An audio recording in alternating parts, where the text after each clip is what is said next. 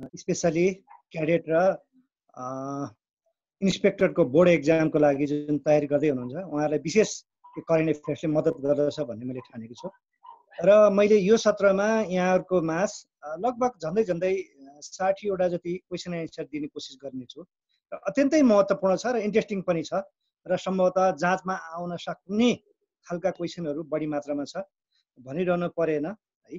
Corona सम्बन्धी नै अलिक बढी नै होला सायद क्वेसन र जहाँसम्म लाग्छ कोरोनाको बारेमा पक्कै केही क्वेसन यहाँहरूलाई आउनेछ। त्यसैबारे अलिक धेरै हुनसक्छ लगायत अनि पुरस्कार होइन खेलकुद एसेक्ट्रा अरू पनि हामी क्वेसन पस्कनेछौँ तर एकदमै एक्जाम ओरिएन्टेड क्वेसन हुनेछ भन्ने मैले ठानेको छु। र हल्का यो मैले उठान गर्नुभन्दा अगाडि म तपाईँलाई के 2-4 कुरा भन्न चाहन्छु भने तपाईँले करेन्ट एफेयर्सलाई आफूलाई स्ट्रङ बनाउनलाई चाहिँ के गर्नुहोस् भन्दा डे बाई डे का पत्र पत्रिका हेर्नुहोस् र हेरिसकेपछि चाहिँ नोट गर्नुहोस् है। यसो गरियो भने चाहिँ तपाईँहरूलाई एक्जामको लागि एकदम सजिलो हुन्छ है। त्यसपछि अथवा विभिन्न वेबसाइटहरू पनि छ त्यसमा भिजिट गर्न पनि सक्नुहुन्छ र तपाईँले ती कुराहरूलाई पत्र पत्रिका पढेको कुराहरूलाई टिपोट गरेर राख्नु भयो भने तपाईँको दिनानुदिन करेन्ट एफेयर्स अथवा समसामयिक ज्ञानहरू चाहिँ बढ्दै जान्छ है। अब ढिला नगरिकन म चाहिँ आज पस्कने यो करेन्ट एफेयर्सका प्रश्नहरू यहाँहरूलाई दिने कोसिस गर्दैछु र हल्का म बिस्तारै भन्ने कोसिस गर्छु टिप्न सजिलो होस् भनेर जुन कि साह्रै महत्त्वपूर्ण छ है। अब यो लकडाउनले गर्दा हुन त भर्खर मात्रै लकडाउन सकियो त्यसको मतलब फ्री भएर हिँड भन्नेको चाहिँ होइन होइन भर्खर मात्रै समाप्त भयो। पत्र पत्रिका पनि त्यति निस्किएको छैन त्यसो हुनाले अहिले अनलाइनको क्लास बाहेक यो करेन्ट कुरा खासै त्यस्तो रूपमा आएको छैन तर मैले जुन चाहिँ मेरो एक खालको ह्याबिट थियो पत्र पत्रिका हेरेर जुन अथवा न्युज सुनेर महत्त्वपूर्ण कुरालाई जुन टिपोट गर्ने जुन मेरो एक खालको बानी थियो यो बानी नै मेरो लागि एकदमै जनरल नलेजलाई स्ट्रङ बनाउन ठुलो महत्त्वपूर्ण भूमिका पनि खेलेको छ है। त्यही मैले टिपोट गरेका महत्त्वपूर्ण कुराहरू चाहिँ यहाँहरू समक्ष पस्कने खोज्दैछु र पहिलो क्वेसनबाट म यहाँहरूलाई चाहिँ सुरुवात गर्दैछु। म बिस्तारै पनि भन्नेछु अथवा अलिक चाँडो भयो भने चाँडो पनि भन्नु होला है त। पहिलो क्वेसन छ निकै सजिलो र धेरैलाई आउन पनि सक्छ यो क्वेसन। नेपालमा कोरोना भाइरसको कारण 120 दिनको लकडाउनलाई बन्दाबन्दी भन्छ नेपालीमा कहिले अन्त्य गरिएको हो भनेर सायद यहाँहरूलाई सोध्न सक्छ है। नेपालमा कोरोना भाइरसको कारण 120 दिनको है लकडाउन अथवा बन्दाबन्दीको अन्त्य कहिले गरिएको हो। सम्म त यो क्वेसन सबैले सुन्नुभएको हो र एन्सर पनि धेरैलाई थाहा होला तर म चाहिँ के गर्छु भने त्यो एन्सरलाई पनि अझ म पुष्टि गर्ने तरिकाले भन्दैछु। मैले प्रश्न सोधेँ अथवा प्रश्न यो हो कि पहिलो प्रश्न नेपालमा कोरोना भाइरसको कारण 120 दिनको लकडाउन अथवा बन्दाबन्दीको अन्त्य कहिले गरिएको है।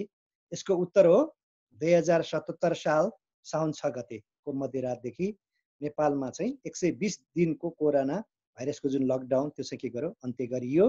र जानकारी होस् नेपालमा चाहिँ कोरोना भाइरसको कारण कहिलेदेखि लकडाउन गरेको थियो भन्ने सोध्न पनि सक्छ।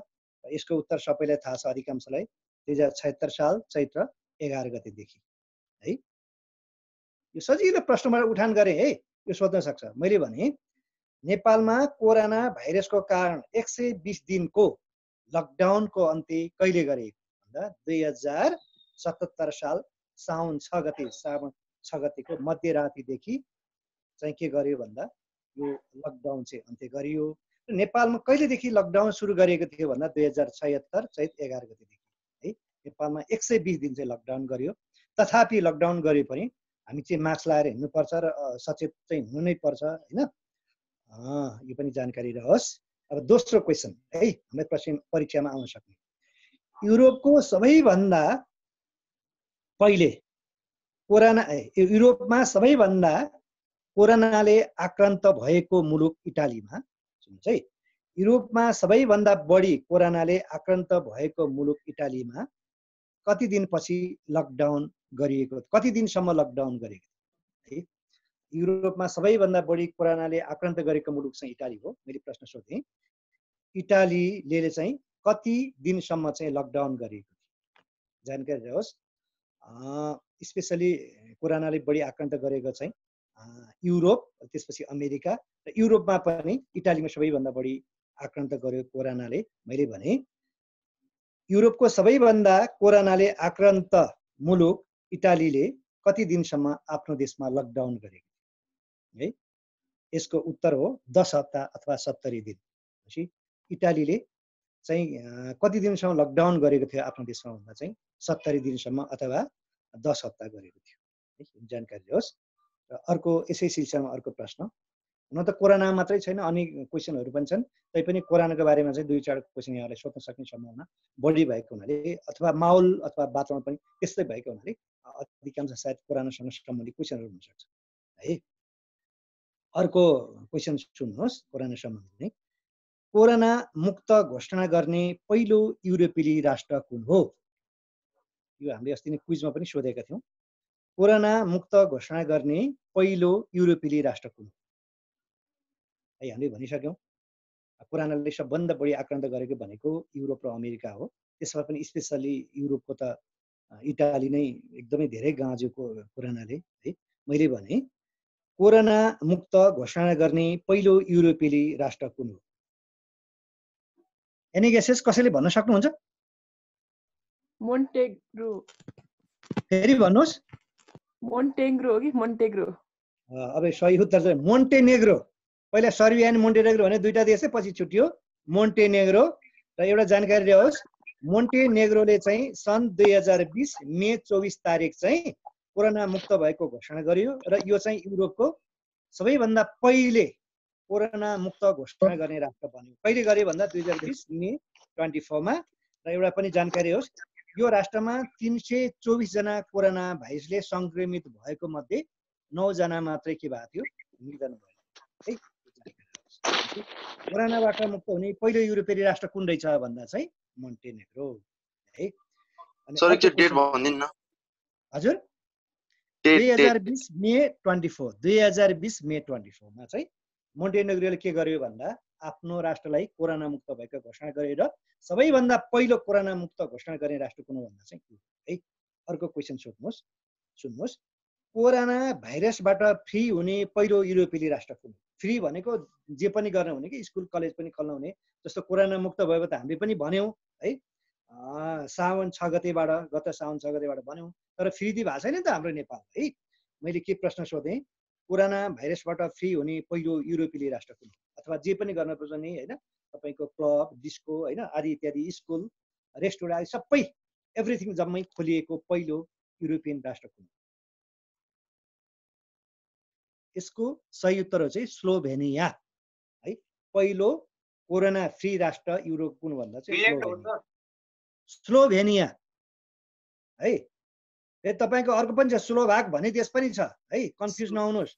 यो युगोस्लाभिया टुक्रेर चाहिँ 6वटा राष्ट्र बन्यो, त्यो मध्येमा स्लोभेनिया पनि एउटा हो। भनेपछि कोरोना भाइरसबाट फ्री हुने पहिलो युरोपेली राष्ट्र कुन भन्दा स्लोभेनिया है। र अर्को क्वेसन सुन्नुहोस् यो कोरोना सम्बन्धी नै, एकदम इम्पोर्टेन्ट छन्, इट इज भेरी इम्पोर्टेन्ट है फर यु तपाईँहरूको लागि। कोरोना भाइरसको बारेमा संक्रमणको चेतावनी दिने पहिलो चिकित्सक अथवा पहिलो डाक्टर को हुन् जसको निधन कोरोना भाइरसकै कारणले भएको थियो? सुन्नुहोस् है, तपाईँलाई यो जाँचमा अथवा इन्टरभ्यूमा सोध्न सक्ने एकदम इम्पोर्टेन्ट क्वेसन। कोरोना भाइरसको बारेमा संक्रमणको चेतावनी दिने पहिलो चिकित्सक को हुन् जसको निधन यही कोरोनाको भाइरसले नै भएको थियो? Any guesses? ल भन्नुहोस्, कोरोना भाइरसको बारेमा संक्रमणको चेतावनी दिने पहिलो चिकित्सक को थिए जसको निधन यही कोरोनाको भाइरसकै कारणले भएको थियो? भन्न सक्नुहुन्छ? Any guesses? सुन्न त यहाँले सुन्दै आउनु भएको हो, तर त्यति साह्रै हेक्का राख्नु भएन छ। यसको सही उत्तर हो, म फेरि 2-3 पटक भनिदिन्छु, लेख्नुहरू। ली बिना लियाङ, यो चाहिँ चीनको डाक्टर हो है। ली, सुन्नुहोस् है, लेख्नुहोस् है, ली बिना लियाङ है। कोरोना जुन भाइरसको बारे पहिलोचोटि पत्ता लगाउने व्यक्ति पनि यिनै डाक्टर हुन्, ली बिना लियाङ है। कोरोनाको संक्रमणबारे चेतावनी दिने पहिलो विश्वको डाक्टर, चाइनिज डाक्टर। एउटा जानकारी रहोस्, 34 वर्षीय यी लीको जीले चाहिँ 2020 जनवरी 30 मा कोरोना भाइरसको संक्रमण पत्ता लागेका थिए गत जनवरी 30 मा है र यही कोरोना भाइरसको कारणले यिनको निधन कहिले भयो भन्दा 2020 फेब्रुअरी 7 मा भयो। अब सुन्नुहोस्, भनेपछि विश्वमा कोरोना भाइरसको संक्रमण चेतावनी दिने अथवा पत्ता लगाउने पहिलो डाक्टर चिनिया डाक्टरको नाम के रहेछ? ली बिनालिङ।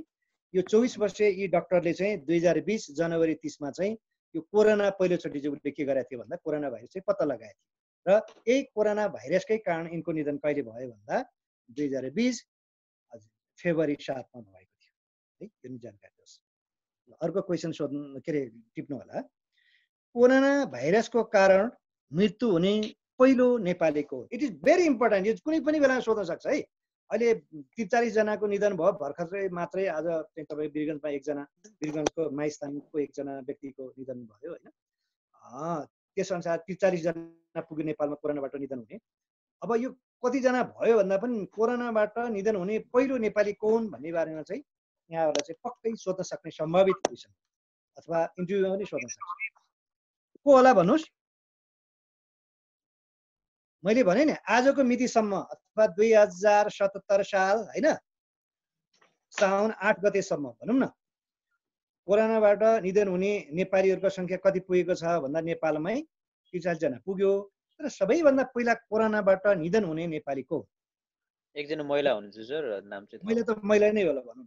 महिला त कति महिला त थुप्रै छन् नि सर। सरिता दुलाल हो जस्तो लाग्यो सर। सावित्री दुलाल हो के अरे सर?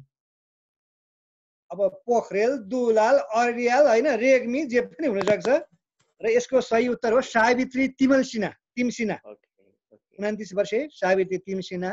यिनी चाहिँ कहाँका नागरिक भन्दा सिन्धुपाल्चोकको होइन। यिनी चाहिँ यही यो काठमाडौँकै टोखामा तरकारी बेच्ने काम गर्थिन् र सुत्केरी अवस्थामा 29 वर्षीय सुत्केरी अवस्थामा यिनको कहिले निधन भयो भन्दा 2077 जेठ 1 गते चाहिँ निधन भयो। भनेपछि नेपालमा आजको मितिसम्म है, अहिलेको मितिसम्म नेपालमा कोरोना भाइरसको कारण 43 जनाको निधन भएको छ। तर सबैभन्दा पहिला निधन हुने व्यक्ति को रहेछ भने सावित्री तिम सिन्हा। उनी चाहिँ कहाँको नागरिक, कहाँको के अरे जिल्लाको बासी भन्दा यही सिन्धुपाल्चोकी। उनी चाहिँ तपाईँको उनलाई चाहिँ वैशाख 25 गते चाहिँ उनी सुत्केरी अवस्थाबाट यो टिचिङबाट उनी चाहिँ डिस्चार्ज भएको थिइन् होइन। त्यसपछि उनी नै सिन्धुपाल्चोक गइन् अनि 12 विषयको सिन्धुपाल्चोक गइन् 12 विषयमा। त्यसपछि तपाईँको बिरामी भइसकेपछि ऊ चाहिँ धुलीखेल हस्पिटलमा भर्ना हुँदा अन्ततः यस कोरोनाकै कारण चाहिँ 2077 साल जेठ 1 गते है। मिति सुन्नुहोस् है, तपाईँले सम्झाउनु पर्ने दुईटा मिति एकदम इम्पोर्टेन्ट छन्। कहिले यिनको निधन भयो भन्दा 2077 साल जेठ 1 गते। नाम के हो? सावित्री तिमल सिन्हा है। कोरोनाबाट निधन हुने पहिलो नेपाली। यो जुन कुनै बेलामा लोकसेवाले चाहिँ सोध्न सक्ने प्रश्न, यो भोलि इतिहास पनि होला, स्वास्थ्य सम्बन्धी पनि होला, करेन्ट कुरा पनि होला होइन। अर्को क्वेसन सुन्नुहोस् यसैबारे। कोरोना भाइरसको कारण है भारतमा जनता कर्फ्यूको नाउँमा लकडाउन कहिले गरेको थियो है? जुन भारतमा पनि यो कोरोना भाइरस कारण लकडाउन गर्यो, उक्त लकडाउनलाई के नाम दियो इन्डियाले भन्दा जनता कर्फ्यू भनेर नाम दिएको थियो। अब भन्नुहोस् भारतमा चाहिँ कहिलेदेखि चाहिँ लकडाउन गरेको थियो? सोध्न सक्ने क्वेसन है। कोरोना भाइरसको कारण भारतमा जनता कर्फ्यूको नाउँमा लकडाउन कहिलेदेखि गरिएको है? नेपालमा अहिले हामीले भनिहाल्यौँ 2076 साल चैत 11 गतेदेखि नेपालमा चाहिँ के गर्यो भन्दा कोरोना भाइरसको कारण लकडाउन गरेको थियो भने इन्डियामा यो त के भयो अङ्ग्रेजी तारिक भन्नु पर्यो। भनेपछि भारतमा जनता कर्फ्यूको नाउँमा लकडाउन कहिलेदेखि सुरु गरिएको थियो? एनी गेसेस भन्न सक्नुहुन्छ? कोही हुनुहुन्छ? Anybody here? यसको सही उत्तर हो मार्च 22 अथवा 2020 मार्च 22 देखि चाहिँ भारतमा लकडाउन कोरोना भाइरस कारण लकडाउन सुरु गरियो। तर जानकारी रहोस् जुन 8 देखि भने चाहिँ फेरि है जुन 8 देखि चाहिँ गत जुन 8 देखि चाहिँ रेस्टुरेन्ट अनि त्यसपछि कार्यालय, शपिङ मल, बस र रेलवे सञ्चालनमा चाहिँ ल्याइएको थियो है। मार्च 22 देखि इन्डियामा के गर्यो? लकडाउन सुरु गरियो।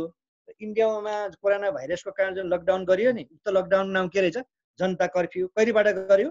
मार्च 22 गतेदेखि है। तर जुन 8 देखि चाहिँ के गर्यो भन्दा रेस्टुरेन्ट अथवा कार्यालय, शपिङ मल अनि बस रेलवे सेवा चाहिँ सञ्चालन ल्यायो। हामी भन्दा पनि अलिकति कुकुले गरेको थियो। त जानकारी होस् नेपालमा चाहिँ 2076 चैत 11 गतेबाट गरिएको थियो लकडाउन। हैन 120 दिनसम्म गर्यो र नेपालले चाहिँ जेठ 29 गतिबाट अलिकति हल्का खुला गरिएको थियो तर इन्डियामा चाहिँ जुन 8 देखि चाहिँ खुला गरेको थियो जस्तो सपिङ मल त्यसपछि रेलवे बस सेवा चाहिँ सञ्चालनमा ल्याएको हैन। ल अर्को क्वेसन सुन्नुहोस् बडो इम्पोर्टेन्ट छ है it is very important question for लोकसेवाको परीक्षार्थीहरूको लागि। 1000 को नोटमा सुन्नुहोस् है 1000 को नोटमा नेपालमै जन्मिएको जुम्लिया हात्ती भएको नोट है सुन्नुहोस् है 1000 को नोटमा भनेको 1000 को नोटमा नेपालमै जन्मिएको जुम्लिया हात्ती भनेको ट्विन्स के जुम्लिया हात्ती भएको नोट नेपाल राष्ट्र बैंकले कहिलेदेखि चलन चल्तीमा ल्याएको एउटा जानकारी होस् ल भन्नुस् त एउटा जानकारी होस् म तपाईलाई जानकारी गराउँछु ल भन्नुस् नेपालको जुन 1000 को नोट थियो नि जुन नोटमा भएको जुन हात्ती थियो नि नेपालको हात्ती हैन अफ्रिकाली हात्ती हो।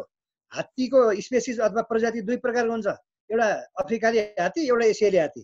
अफ्रिकाली हात्तीको चाहिँ एकदम ठुल्ठुलो कान हुन्छ एसियाली हात्तीको हुँदैन वास्तवमा त्यो नेपालको त्यो जुन हात्ती नै होइन त्यो हैन अफ्रिकाली हात्ती हो।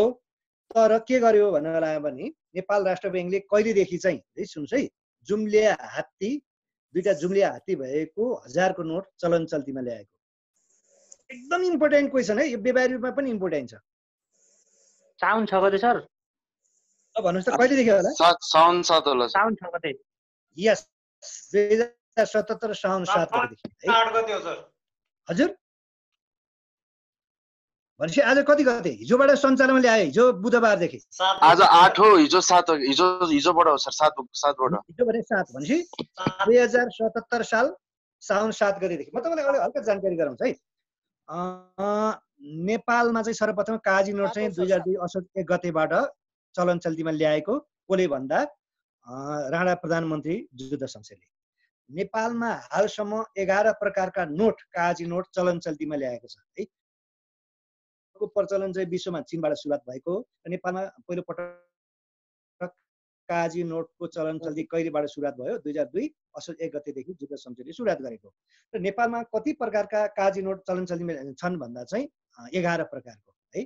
कुन भन्दा 1 को 2 5 10 20 25 50 अनि त्यसपछि 100 त्यसपछि 500 अनि त्यहाँबाट 1000 गरेर 11 प्रकारको नोट छन् र पहिलोचोटि जुन हात्तीको 1000 को नोटमा हात्तीको तस्बिर कहिले अंकित भयो भन्दा 2000 तपाईको 26 साल वैशाख 14 गते चाहिँ नेपालमा पहिलोचोटि 1000 को नोट निकालिएको हो। पहिला 1000 को नोट निकालेको थिएन 2026 साल वैशाख 1 गतेदेखि 1000 को नोट चलन चल्तीमा आएको हो। र किन वैशाख 14 गते भन्दा राष्ट्र बैंकको जन्म चाहिँ 2013 वैशाख 14 गतेबाट भएको हुनाले त्यो 14 गतेको तिथिलाई मध्यनजर राखेर 2026 साल वैशाख 14 गतेबाट ल्याइएको थियो। तर त्यो जुन तपाईको जुन नोटमा राखेको 1000 को जुन उसको चिन्ह थियो नि हात्तीको त्यो चाहिँ के हो भन्नुला भने हाम्रो देशको थिएन र हिजोबाट भनेको 2077 साउन 7 गतेबाट चाहिँ 1000 को नोटमा नेपालको ओरिजिनल हात्ती चाहिँ राखियो। र यो एउटा कुरा जानकारी हो संसारको सबैभन्दा एकदमै डेन्जरस जीव खतरनाक जीव भनेको हात्ती हो। त्यही भएर संसारमा हात्तीको संख्या धेरै छैन त्यसो हुनाले प्रकृति पनि यसरी मिलाएको छ कि हात्ती सबैभन्दा बढी 22 महिना मात्रै एकचोटि बच्चा पाउँछ। हात्ती बच्चालाई के भन्छ छावा भन्छ है। र त्यसमा पनि सुन्नुस् त्यसमा पनि तपाईको यो हात्तीले एउटै मात्र बच्चा पाउँछ सामान्यतया यो ट्विन्स अथवा जुम्लिया चाहिँ एकदम पाउँदैन एकदमै दुर्लभ। अहिलेसम्म केनिया थाइल्यान्ड हैन श्रीलङ्कामा मात्रै र नेपालमा मात्रै यो जुम्लिया हात्ती पाइएको छ। यो जुन नोटमा भएको हात्तीको नाम के हो जुम्लिया हात्तीको भन्दा राम र लक्ष्मण भनेको 2065 सालमा है अहिले कति साल भन्दा 2077 साल भयो हैन त 2065 सालमा देवकली नामक हात्तीले चाहिँ यो चितवनको सौरामा यो राम र लक्ष्मण नामको जुम्लिया हात्ती चाहिँ जन्माएको थियो। त्यही 2065 सालमा जन्मिएको जुन ट्विन्स जुम्लिया हात्ती राम र लक्ष्मणको तस्बिर चाहिँ नेपालको 1000 नोटमा कहिलेबाट अंकित भयो भन्दा 2077 साउन कति गते 7 गते याद गर्नुस् है एकदम इम्पोर्टेन्ट क्वेसन। अर्को क्वेसन सुन्नुस् यसै बारेमा 1000 को नोटमा है 1000 को नोटमा नेपालको हात्तीको फोटो राख्ने निर्णय राष्ट्र बैंकले कुन आर्थिक वर्षमा गरेको थियो भन्नुस् है।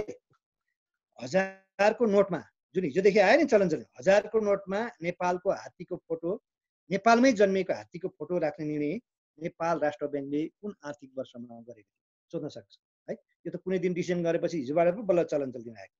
यसको सही उत्तर हो आर्थिक वर्ष 2069-70 मा चाहिँ निर्णय गरिएको थियो।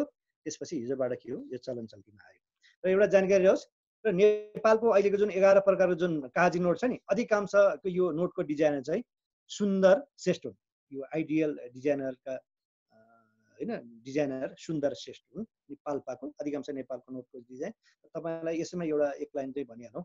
र वास्तवमा बुद्धको जन्म नेपालमा भएको पनि सबैलाई थाहा छ, तर नेपालको नोटमा चाहिँ सगरमाथाको चित्र छ होइन, तर बुद्धको चित्र चाहिँ राखिएको छैन। किन राखिएन भने कसैले तपाईँले जिज्ञासा लाग्न सक्ला, जानकारी होस्। र एउटा कुरा के छ भने 2 वर्षपछि चाहिँ फोहोर भएको नोटलाई चाहिँ जलाउने एउटा के छ भने एउटा विधि छ।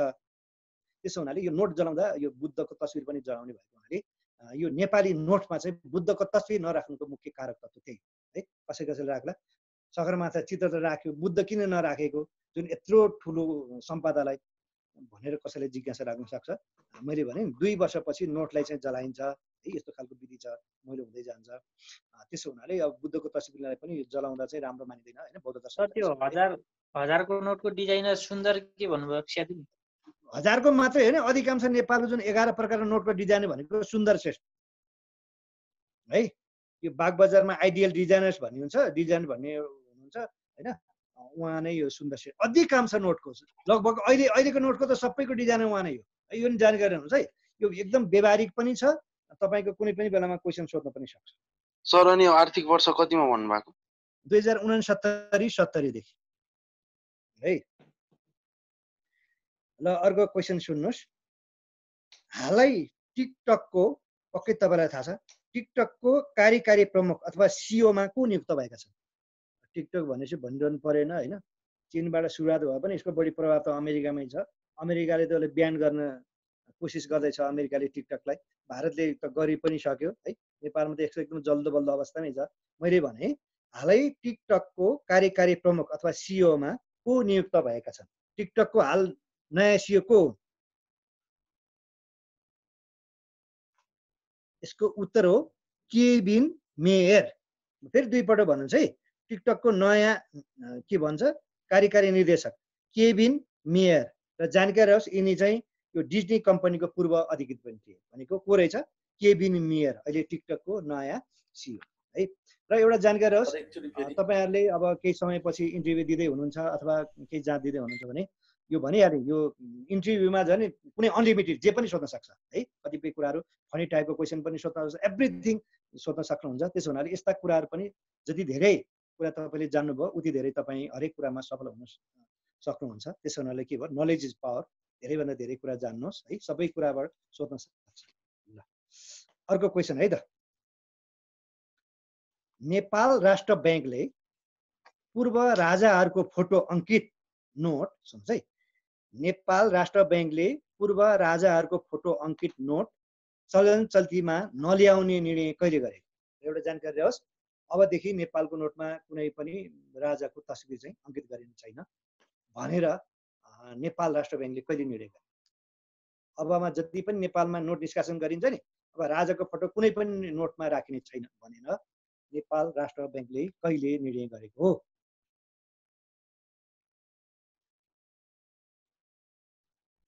यसको सही उत्तर हो 2077 जेठ 11 गते। 2077 जेठ 11 गतेदेखि चाहिँ अब निष्कासन गरिने निकालिने नेपाली नोटमा कुनै पनि राजाको फोटो के हो अङ्कित गरिने छैन। र यो पनि तपाईँलाई जानकारी रहोस्, सबैभन्दा पहिला नेपालमा काजी नोटमा चाहिँ राजा त्रिभुवनको चाहिँ के छ भने तपाईँको तस्बिर अङ्कित गरेको हुन्छ। नेपाली नोटमा सबैभन्दा पहिला कुन राजाको तस्बिर अङ्कित थियो भन्दा त्रिभुवनको, पछि ज्ञानेन्द्रसम्म पनि भयो अन्तिम राजा। र नेपाल राष्ट्र ब्याङ्कले चाहिँ के निर्णय गर्यो भने 2077 जेठ 11 गतेदेखि चाहिँ कुनै पनि नेपाली नोटमा अब नेपाली राजाको फोटो अथवा तस्बिर चाहिँ के हो अङ्कित गरिन्छ है। अर्को क्वेसन सुन्नुहोस्, एकदम इम्पोर्टेन्ट। हुन त प्रत्येक क्वेसन उत्तिकै इम्पोर्टेन्ट छ है। सर सर कुन राजाको फोटो थियो भन्छु हजुर सबभन्दा सुरुमा? सबैभन्दा पहिला राजा नेपाली नोटमा राजा त्रिभुवनको चित्र अङ्कित थियो, फोटो के तस्बिर। भनेपछि जेठ 11 गतेदेखि के गर्यो भन्दा नेपाल राष्ट्र ब्याङ्कले कुनै पनि अब नेपाली नोटमा चाहिँ राजाको तस्बिर अङ्कित गरिने छैन भनेर डिक्लेयर गर्यो अथवा घोषणा है। सर त फुल डेट भन्दिन एकचोटी फेरि। हजुर त्यो राजाको फोटो नराख्ने फुल डेट भन्दिन एकचोटी। गत जेठ 11 गते, यही 77 साल जेठ 11 गतेदेखि है।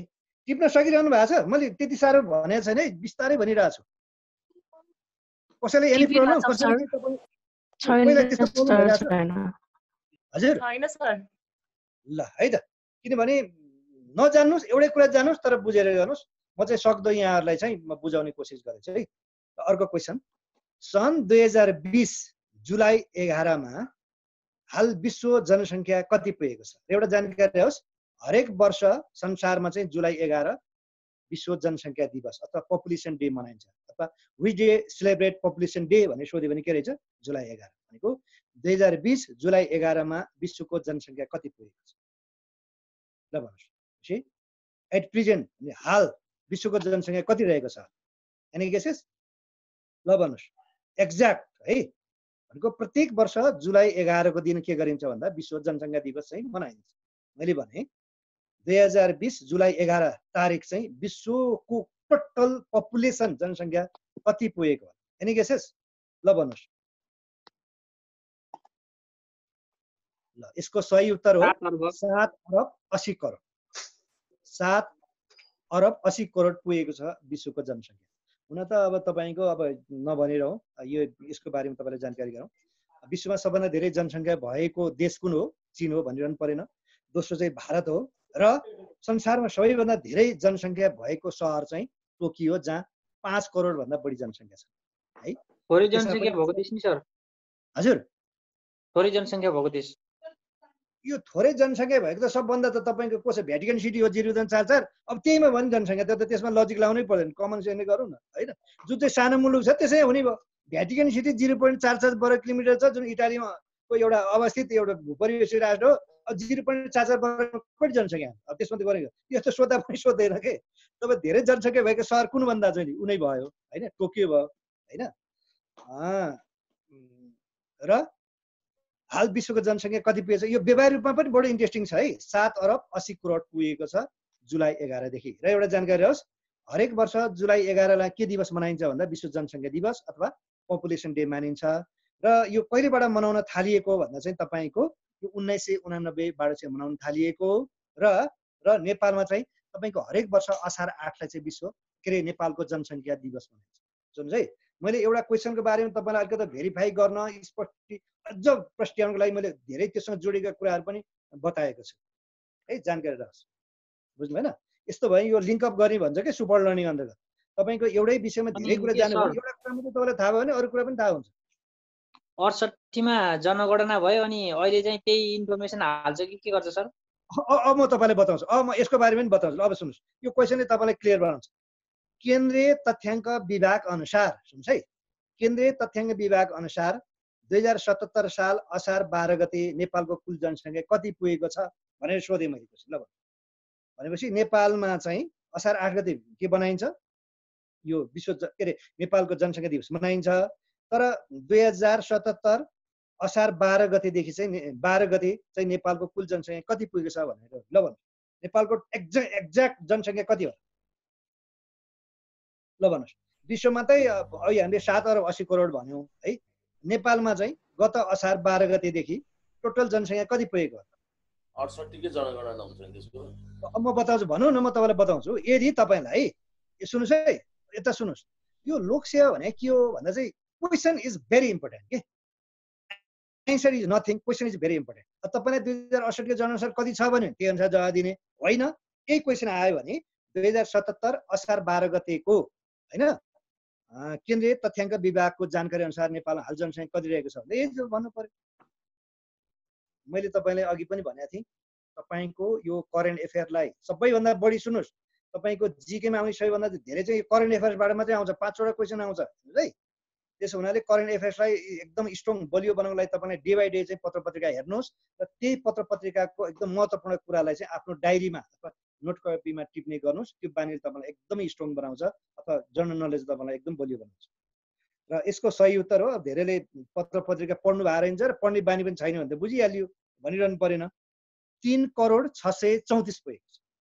2077 साल अस्ति असार 12 गतेको यो केन्द्रीय तथ्याङ्क विभागको जानकारी अनुसार तथ्याङ्क अनुसार चाहिँ होइन नेपालको हाल जनसङ्ख्या भनेको 3,634,00,000 पुगेको छ।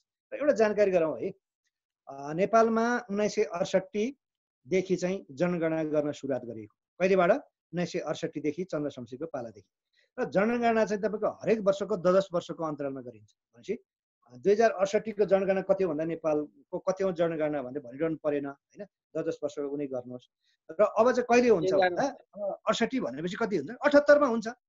जति जे भने पनि सुन्नुहोस्, यदि 2077 असार 12 गतेको केन्द्रीय तथ्याङ्क विभागको जनगणना के अरे अनुसार होइन, तथ्याङ्क अनुसार नेपालको के अरे टोटल जनसङ्ख्या कति पुगेको छ भन्दा 3,634,00,000 भन्ने होइन भने चाहिँ 78 को जनगणना 78 सालमा जनगणना गरेसम्म त खास चाहिँ के हुन्छ भन्दा 68 को नै कायम हुन्छ भनेको।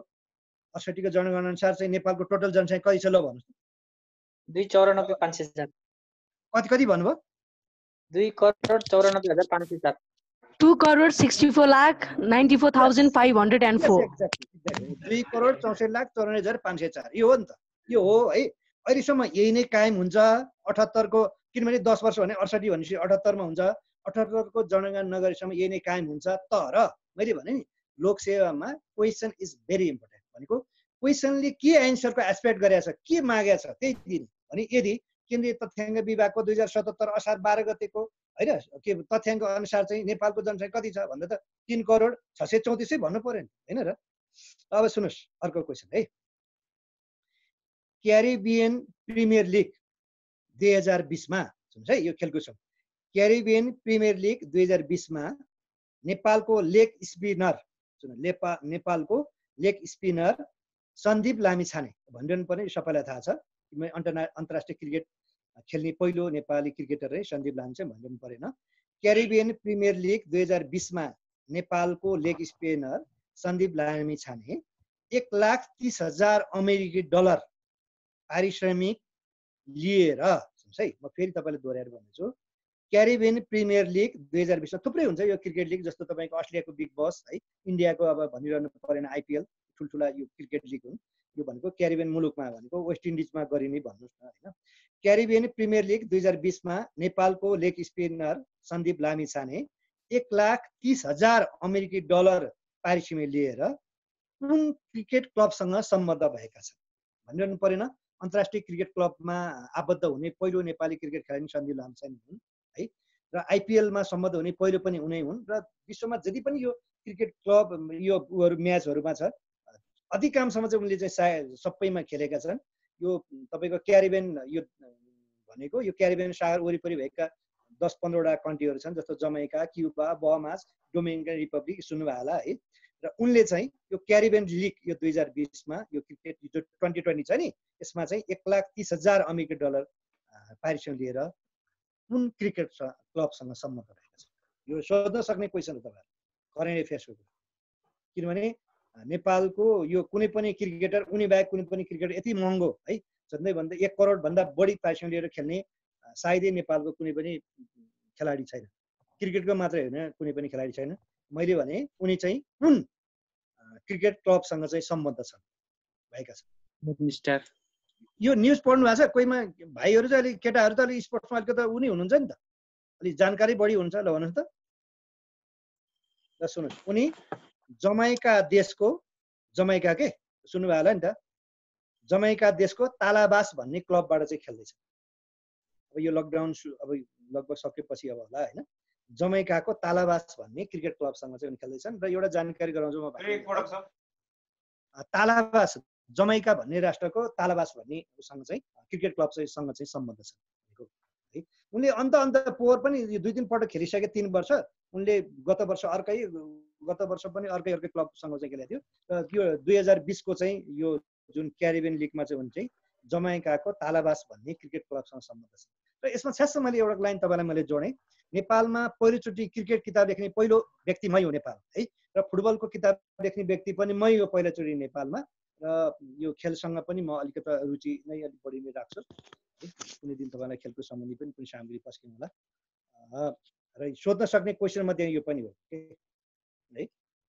ल अब अर्को क्वेसन, डेट पाउनु भयो सर?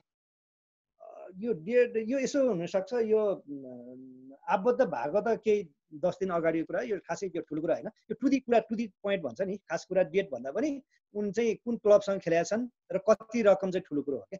टु दी पोइन्ट भने नि तपाईँको बोक्रो कुरो के के अरे बुद्धिको कुरा, बोक्रो त थुप्रै हुन सक्छन्। तपाईँले जानुपर्ने भनेको कुन क्लबसँग र कति रकम लिएर मोस्ट इम्पोर्टेन्ट कुरा भन्ने है। अर्को क्वेसन सोध्नुहोस्, सुन्नुहोस्।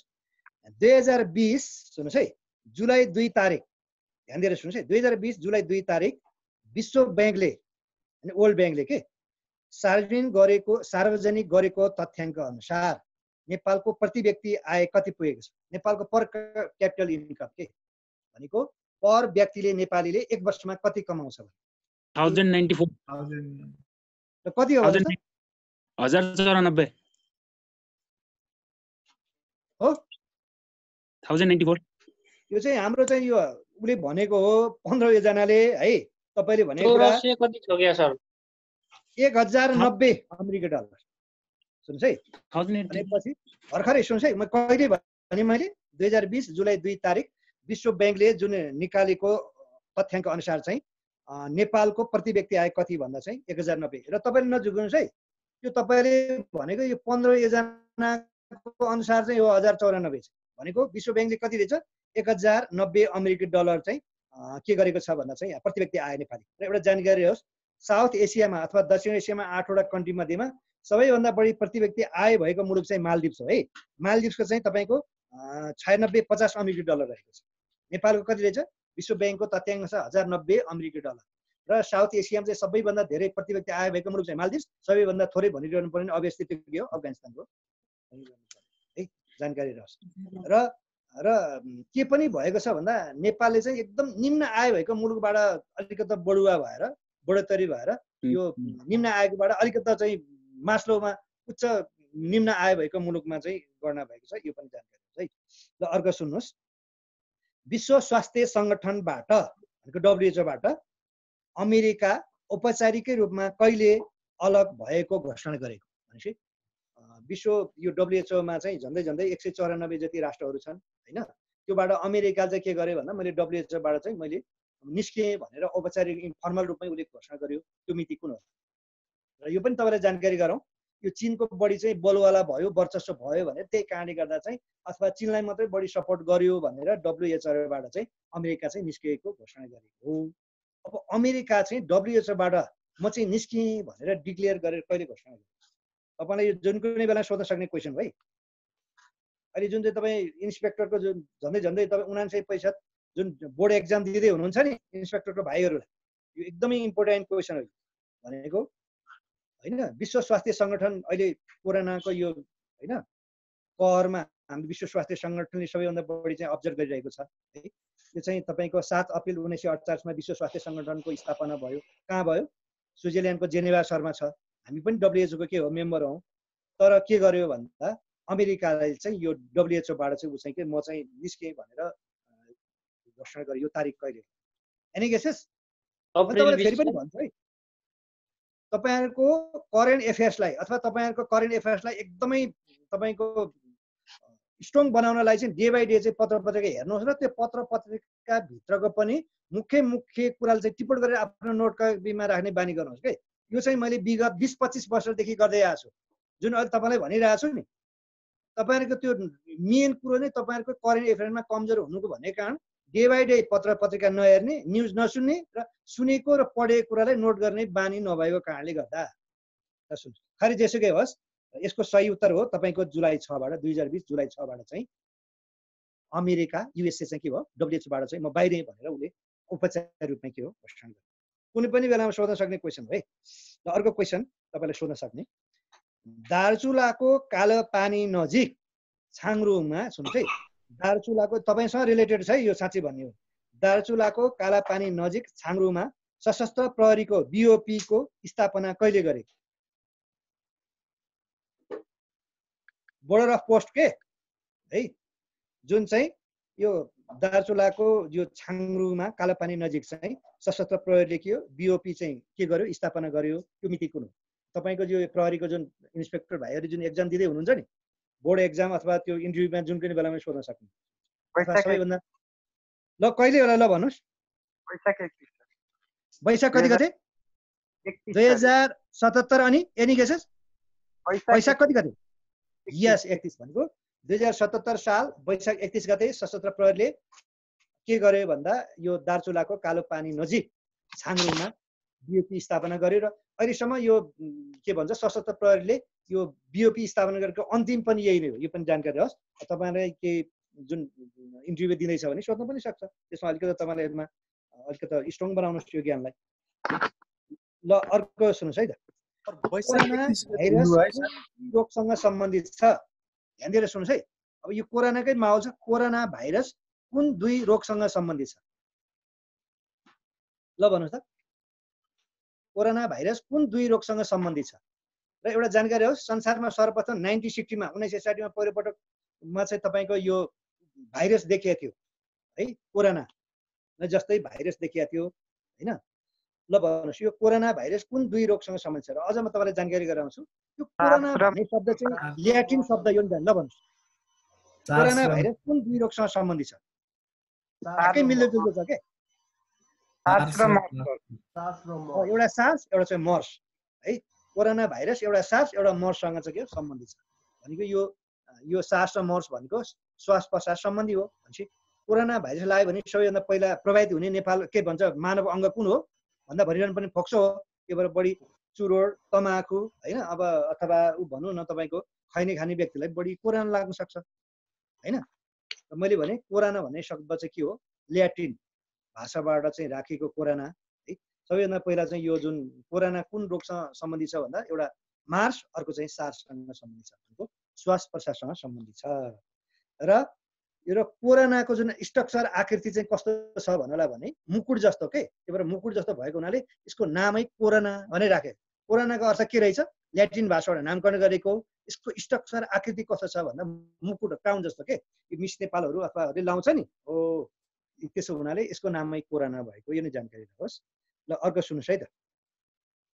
कोरोना भाइरसको कारण मोदी किचन सञ्चालनमा ल्याउने भारतीय राज्य कुन हो भनेको भारतमा हाल चाहिँ कति 29 वटा राज्य थियो। त्यो मध्येमा एउटा राज्यले चाहिँ यो मोदी किचन भनेर चाहिँ एक खालको कार्यक्रम ल्याएको छ कि। मोदी किचन भनेको जो चाहिँ लकडाउन भयो हैन, काम गर्न पाएन, कति चाहिँ भोकभोकै मर्छन् भनेर यो चाहिँ जो चाहिँ भोकभोकै भएको व्यक्तिलाई अथवा आर्थिक अवस्था कमजोर भएको व्यक्तिलाई जुन चाहिँ खाना खुवाउने जुन एउटा कार्यक्रम प्रोजेक्ट चाहिँ अथवा मोदी किचन प्रोजेक्ट ल्याउने कुन चाहिँ भारतीय राज्य होला? ल भन्नुहोस्। हुन त हाम्रो पनि कतिपय ठाउँमा यो हैन खाना नपाएकाहरूलाई विभिन्न व्यक्तिहरूले हैन मनकारी व्यक्तिहरूले के गरेका छन् भन्दा यो खाना खुवाएका छन् हैन। कतिपय ठाउँमा यो पत्र पत्रिका पनि आइरहेको छ। मैले भने कोरोना भाइरसको कारण यो मोदी किचन प्रोग्राममा के अरे चलन चल्तीमा ल्याउने मोदी किचन सञ्चालनमा ल्याउने भारतीय राज्य कुन होला है? त्यसको मतलब फेरि सुन्नु होला है, भारतसँग हाम्रो त्यति राम्रो सम्बन्ध छैन, भारतबाट कुनै पनि क्वेसन आउँदैन भने नठान्नु होला। जेबाट पनि सोधिन सक्छ। महाराष्ट्र हो सर? महाराष्ट्र होइन, यसको सही उत्तर हो चाहिँ तमिलनाडु है। तमिलनाडु भनेको दक्षिण भारतमा पर्छ। यसले चाहिँ के मोदी किचन ल्याएको छ। मोदी किचन भनेको मतलब जो चाहिँ खाना नपाएका व्यक्तिहरूलाई चाहिँ खाना खुवाउने जुन चलन त्यसलाई भन्ने मोदी किचन है। एकदमै भारतको एकदम चर्चित प्रोजेक्ट हो। र अर्को सुन्नुहोस् है, यो तपाईँलाई एकदम इम्पोर्टेन्ट क्वेसन, सुन्दा पनि इन्ट्रेस्टिङ छ र हामीले जाँच पनि सोध्न सक्ने। अहिलेसम्म कोरोना चाहिँ मान्छेमा मात्रै देखिएको छ है। तर अमेरिकाको एउटा जूमा चिडीखानामा चाहिँ एउटा बगिनीलाई भनेको पोथी बाघमा पनि कोरोना पोजिटिभ भएको देखियो। अब भन्नुहोस् त्यो कोरोना पोजिटिभ भएको देखिएको त्यो बगिनी अथवा फिमेल टाइगरको नाम के हो? अहिलेसम्म मान्छेलाई मात्रै कोरोना देखिएको थियो, तर अमेरिकाको एउटा चिडियाखानामा चाहिँ एउटा पोथी बाघमा पनि कोरोना चाहिँ देखिएको अथवा पोजिटिभ भएको देखियो। अब भन्नुहोस् उक्त पोथी अथवा फिमेल टाइगरको नाम है। सुन्दा इन्ट्रेस्टिङ पनि छ, कुनै पनि तपाईँहरूको जाँचमा अथवा सोध्न पनि सकिन्छ र सोध्न पनि सकिन्छ। अमेरिकाको चिडियाखानामा भएको है एउटा पोथी बाघमा चाहिँ कोरोना के देखियो? पोजिटिभ देखियो। अब भन्नुहोस् उक्त बाघको नाम के हो? कोरोना पोजिटिभ देखिएको बाघको नाम। कसैले यो कतै न्युजमा सुन्नु भएको थियो? मैले तपाईँलाई म फेरि पनि अहिले पनि भनिरहेको छु र भनि पनि रहन्छु। तपाईँहरूले है जीकेलाई एकदमै बलियो बनाउन स्ट्रङ गर्नु छ भने डे बाई डे पत्र पत्रिका हेर्नुहोस् र कम्तीमा पनि न्युज 2 पटक सुन्नुहोस् र सुनेको र पढेको कुरालाई नोट गर्ने बानी राख्नुहोस्। तपाईको दिनानुदिन चाहिँ के हो ज्ञान चाहिँ बढ्दै जान्छ र कुनै पनि परीक्षामा तपाईलाई पास हुन त्यसले के गर्छ एकदम मद्दत गर्दछ। ल यसको सही उत्तर चाहिँ भनिरहनु पर्दैन, धेरैलाई आउँदैन है, किन कुरा दोचार्ने ड्याङ्गे उत्तर लेख्दिने। यसको उत्तर हो नादिया। बुझ्नु भएन? नादिया कोरोना पोजिटिभ भएको बगिनेको के पोथी बाघको नाम के रे नादिया है। कुनै पनि बेला सोध्न सक्छ नादिया लेख्नु भयो। ल सुन्नुहोस् अब अर्को क्वेसन। नेपालमा सुन्नुहोस् है, नेपालमा हाल कतिवटा जिल्ला छ? 77 वटा।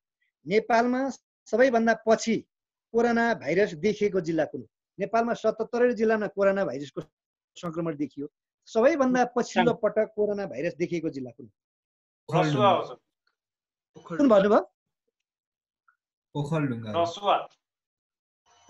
एउटा कुरा है, म तपाईँलाई फेरि पनि एउटा जानकारी भन्छु है। म तपाईँलाई एउटा चाहिँ यो टिप्स चाहिँ भन्ठानु। यो बोल्नुभन्दा अगाडि 2 पल्ट सोचेर बोल्नुहोस् है। यो एन्सर के हुन्छ? तपाईँको वस्तुगत क्वेसनमा त एउटा एन्सर राइट 3टा गलत हुन्छ।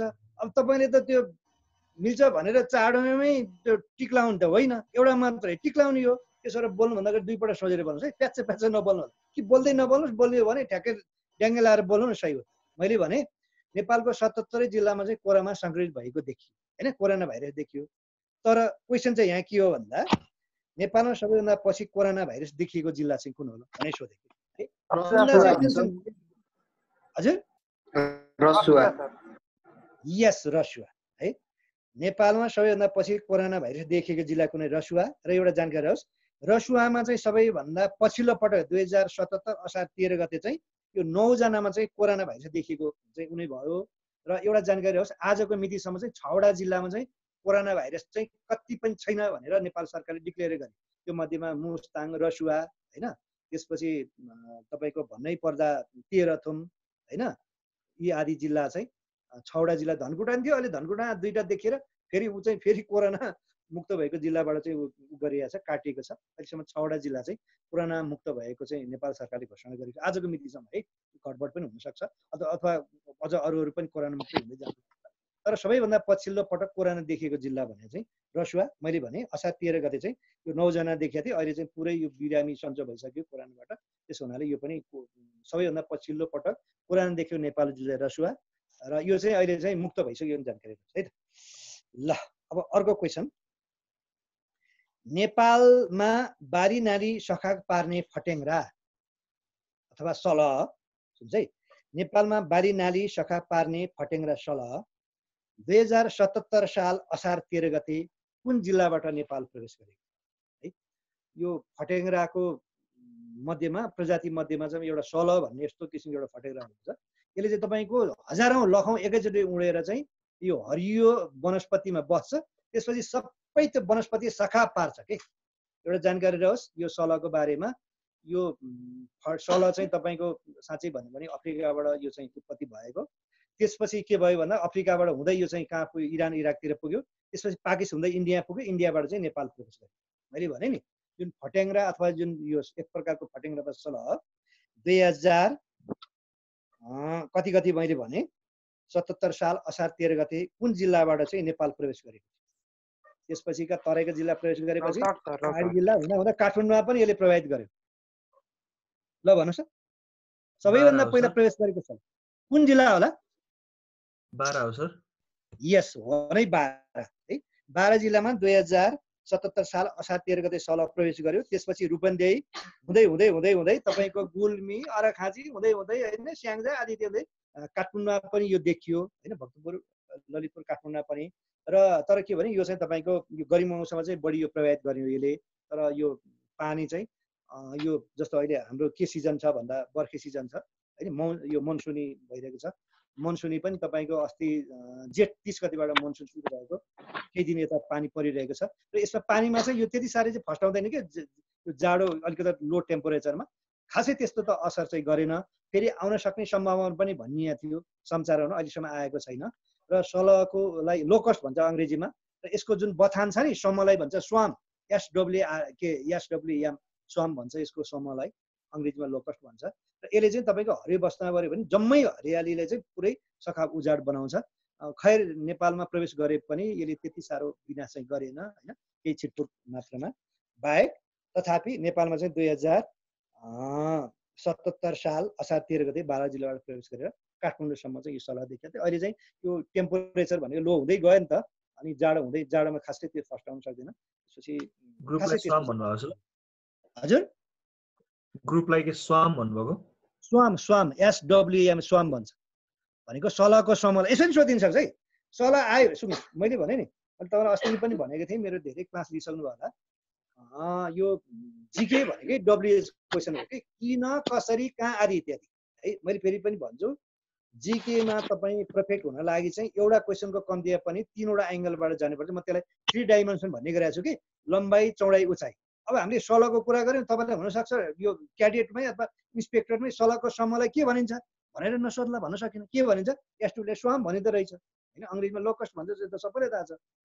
र कतिपय भुटेर पनि खाए, यहाँ चाइनिजहरू अथवा भियतनामीहरू थाईहरू त भुटेर पनि खान्छ, नेपालमा पनि भुटेर खाएको तपाईँको यो सामाजिक सञ्जालमा पनि देख्नु भएको थियो। खैर जेसुकै होस्, यो बढीभन्दा बढी मैले तपाईँलाई जानकारी दिने कोसिस गर्दैछु है त।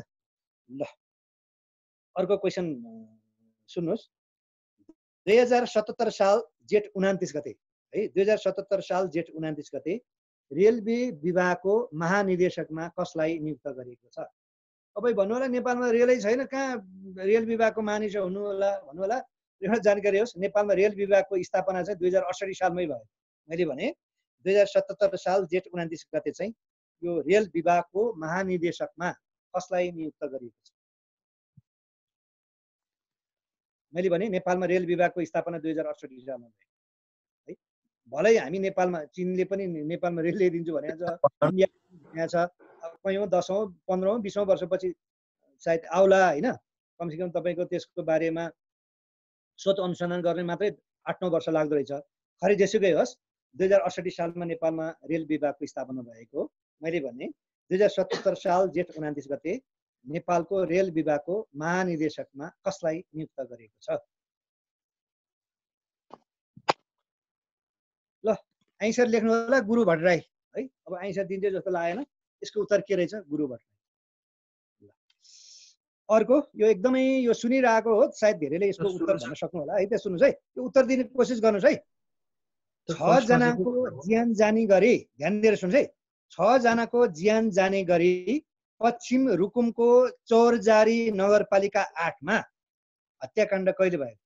ठुलो चर्चा पाएको यो इस्युको यो दुर्घटना हो होइन। 6 जनाको ज्यान जाने गरी, सुन्नु होला है, नवराज यो भनेपछि नवराज बिक भने तपाईँको तस्बिर आइसक्यो होला दिमाग। 6 जनाको ज्यान जाने गरी पश्चिम रुकुमको चौरजारी नगरपालिका 8 मा यो हत्याकाण्ड कहिले भएको? असार 10 सर। ल भन्नुहोस् त। असार 10 गते। सोध्न सक्नुहुन्छ यहाँ इन्सपेक्टर भाइहरूले केही समयपछि जुन इन्टरभ्यू दिँदै हुनुहुन्छ क्या अरे होइन, बोर्ड एक्जाम के दिँदै हुनुहुन्छ क्या अरे, सोध्न सक्ने हो। एकदम पुलिससँग त एकदम रिलेटेड क्वेसन हो यो। ल भन्नु। जेठ 10 गते सर। कति गते? ल भन्नुहोस् त। 10 गते सर जेठको। यस 2077 साल है। यो 34 जनालाई चाहिँ यो थुनेको छ होइन। 34 जनालाई चाहिँ यो घटनामा मुछेकालाई चाहिँ समातेको छ। 5 जना अहिले पनि फरार छन् भन्नु परेन। यति भनेपछि तपाईँलाई सायद हेरेर आउला। र कहिले भएर चाहिँ यो घटना भन्दा 2077 जेठ 10 गते मुख्य अब यो मारिने नवराज विक लगायत अरू होइन 6 जनाको चाहिँ निधन भएको थियो भनिरहनु परेन होइन। हेरीमा मारेर पनि फालेको आदि इत्यादि। जेठ 19 गते सर। हजुर 2077 जेठ 10 गते। यो त पुरै कयौँ दिनसम्म यो घटनाले त हाम्रो होइन समाजमा जनमानसमा त चर्चित घटना हो नि है। ल अर्को कुरा सुन्नु के अरे लेख्नु होला। शिक्षा तथा समाजसेवी अङ्गुर बाबा जोशीको है, शिक्षा तथा समाजसेवी अङ्गुर बाबा जोशीको 89 वर्ष उमेरमा कहिले निधन भयो? अङ्गुर बाबा जोशी। यो मैले किन पनि यो प्रश्न सोधिरहेको छु भने शिक्षा क्षेत्रको उहाँ चाहिँ यो पाइनियर व्यक्ति हुन् के पर्सन हुन्। किनभने नेपालको पहिलो क्याम्पस चिफ पनि उनै हुन्, पिके कलेजको उनी पहिलो क्याम्पस चिफ पनि उनै हुन् र विदेशमा पढ्ने पहिलो नेपाली महिला पनि हुन्। त्यसो हुनाले यो कारणले पनि हामीलाई एक्जाममा सोध्न सक्छ। शिक्षा तथा समाजसेवी अङ्गुर बाबा जोशीको 89 वर्ष उमेरमा कहिले निधन भयो? र यिनले चाहिँ तपाईँको जगदम्बा श्री पुरस्कार पनि प्राप्त गरेको थिए, जानकारी रहोस्। र अझ म तपाईँलाई भन्नै पर्दा मदन पुरस्कार प्राप्त गर्ने पहिलो व्यक्तिहरू, मदन पुरस्कार 2013 सालबाट प्रदान सुरु गर्दा 3 जनालाई चाहिँ पुरस्कार दिएको थियो मदन पुरस्कार। त्यो मध्येमा एकजना बलराम जोशी पनि हुनुहुन्थ्यो। हो, बलराम जोशीकै उनी धर्मपत्नी पनि हुन् र उनकै तपाईँको उसले नै स्कुलिङले गर्दा नै यिनले चाहिँ विदेशमै पढ्न गएको हुन्, शिक्षा क्षेत्र अघि बढाए पनि हो। बुझ्नुभयो? मैले धेरै कुरा भने है उहाँको बारेमा।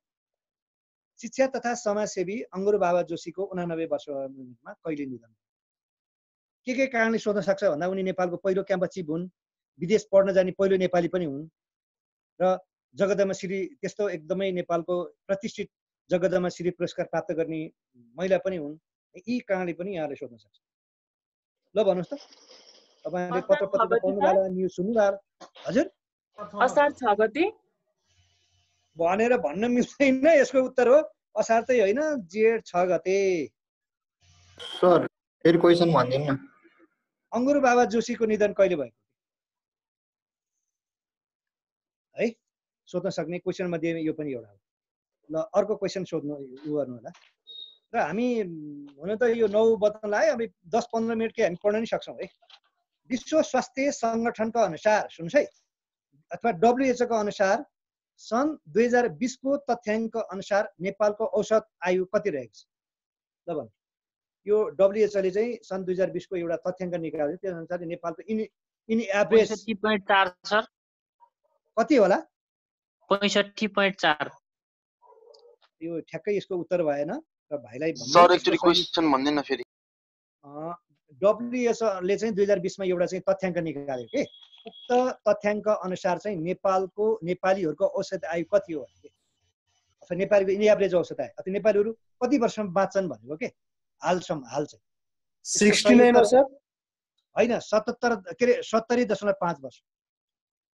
70.5 वर्ष नेपालको औसत आयु WHO को पछिल्लो तथ्याङ्क अनुसार। र तपाईँलाई यसै बारेमा भनौँ, यो धेरै वर्ष बाँच्नेको जुन इन्डेक्स छ नि, सूची अनुसार चाहिँ नेपाल चाहिँ 124औं स्थानमा रहेको छ। यो इन एभरेजमा धेरै वर्ष विश्वमा बाँच्ने व्यक्तिहरू मध्ये नेपालीहरू चाहिँ 124औं स्थानमा परेको छ यो डाटा अनुसार। र एउटा जानकारी हो, हाल विश्वमा सबैभन्दा धेरै बाँच्ने औसत आयु बाँच्ने नागरिक चाहिँ हङकङका वासीहरू हुन् र हङकङका वासीहरू चाहिँ इन एभरेजमा 84.8 वर्ष चाहिँ बाँच्दो रहेछ। नम्बर 1 मा चाहिँ हङकङ छ। भनेको हङकङका वासीहरू इन एभरेजमा 84.8 वर्ष चाहिँ बाँच्छन्। त्यसपछि दोस्रो स्थानमा चाहिँ जापानीहरू छ है, जापानिजहरू चाहिँ 84.2 वर्ष बाँच्छन् र तेस्रो स्थानमा चाहिँ अमेरिकनहरू चाहिँ तपाईँको 78.5 वर्ष चाहिँ बाँच्छन् भनिन्छ। नेपालको औसत आयु कति रहेछ हाल WHO ले निकालेको पछिल्लो तथ्याङ्क अनुसार भन्दा 70.5%। र संसारमा सबभन्दा धेरै बाँच्ने कुन देशको नागरिक भन्दा हङकङको नागरिक कति वर्ष भन्दा 84.8 वर्ष। त्यसपछि दोस्रो जापानी। यो जापानीहरूको थियो, अधिकांश चाहिँ यो जापानिजहरू बढी बाँच्छन् है। तर अहिले चाहिँ हङकङले चाहिँ यो तथ्याङ्कमा चाहिँ उसिन्छ है। हजुर, जापानको चाहिँ 84.2 वर्ष, हङकङको 84.8 वर्ष, उसको चाहिँ 84.2 वर्ष है। ल अर्को क्वेसन हामीलाई एकदमै इम्पोर्टेन्ट क्वेसन सोध्न सक्ने र सायद यो तपाईँलाई आउँछ पनि आइन्छ। पहिलो पटक नेपालको नक्सामा सुन्नुहोस् है, पहिलो पटक नेपालको नक्सामा लिम्पियाधुरा समावेश गरी सो नक्सा कहिले सार्वजनिक गरेको? यो क्वेसन आउने मध्येमा पक्का पक्की 99% आउँछ भन्दा पनि 7 गते सर। जेठ 5 7 गते सर। 5 गते हैन सर? ओ 7 गते सर। तपाईलाई फेरि भन्छु है, सुन्नुस् है। 7 गते सर। क्वेसनले के उत्तर मागेछ त्यसमा चाहिँ कन्सल्टेसन हुनु होला। मैले भने पहिलो पटक नेपालको नक्सामा लिम्पियाधुरा समावेश गरी सो नक्सा कहिले सार्वजनिक गरिएको थियो? जेठ 7 गते सर।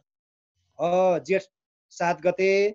मन्त्री परिषदले चाहिँ के गर्यो भन्दा जुन लिम्पियाधुरालाई नेपालको नक्सामा चाहिँ कहिले गाभियो भन्दा जेठ 5 गते गाभियो। र त्यसको 2 दिन पछि चाहिँ के गर्यो भन्दा चाहिँ नेपालको नक्सा जुन एउटा चुच्चो भएको जुन नक्सा छ नि, टुप्पी जस्तो देखिने, त्यो चाहिँ 2077 जेठ 7 गते चाहिँ के गर्यो, यो चाहिँ सार्वजनिक गरेको।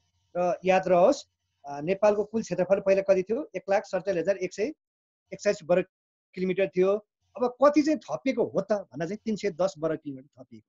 भनेपछि 1,47,181 वर्ग किलोमिटर थियो पहिला। अनि त्यो जुन चाहिँ तपाईँको यो लिम्पियाधुरा, कालापानी आदि जम्मै चाहिँ कति चाहिँ जोडियो, प्लस भयो भन्दा 310 वर्ग किलोमिटर जोडियो। अनि यो जोडिएपछि अहिले टोटल नेपालको कुल टोटल एरिया कति भयो भन्दा 1,47,491 वर्ग किलोमिटर भनेको त्यो पहिलाको त्यो जुन टोटल एरियालाई 310 वर्ग किलोमिटर जोड्नुहोस् आइहाल्छ भनेको 1,47,491 वर्ग किलोमिटर रहेको छ है। यो चाहिँ कुनै पनि बेलामा कुनै पनि हजुर त्यो इन्डियासँग अब त्यो पहिला 1690 थियो नि बोर्डर यो चाहिँ तपाईको त्यो अन्तर्राष्ट्रिय बोर्डरको कुरा गर्नु भएको त्यो इन्डियासँग भएको त्यो बढ्छ कि बढ्दैन सर?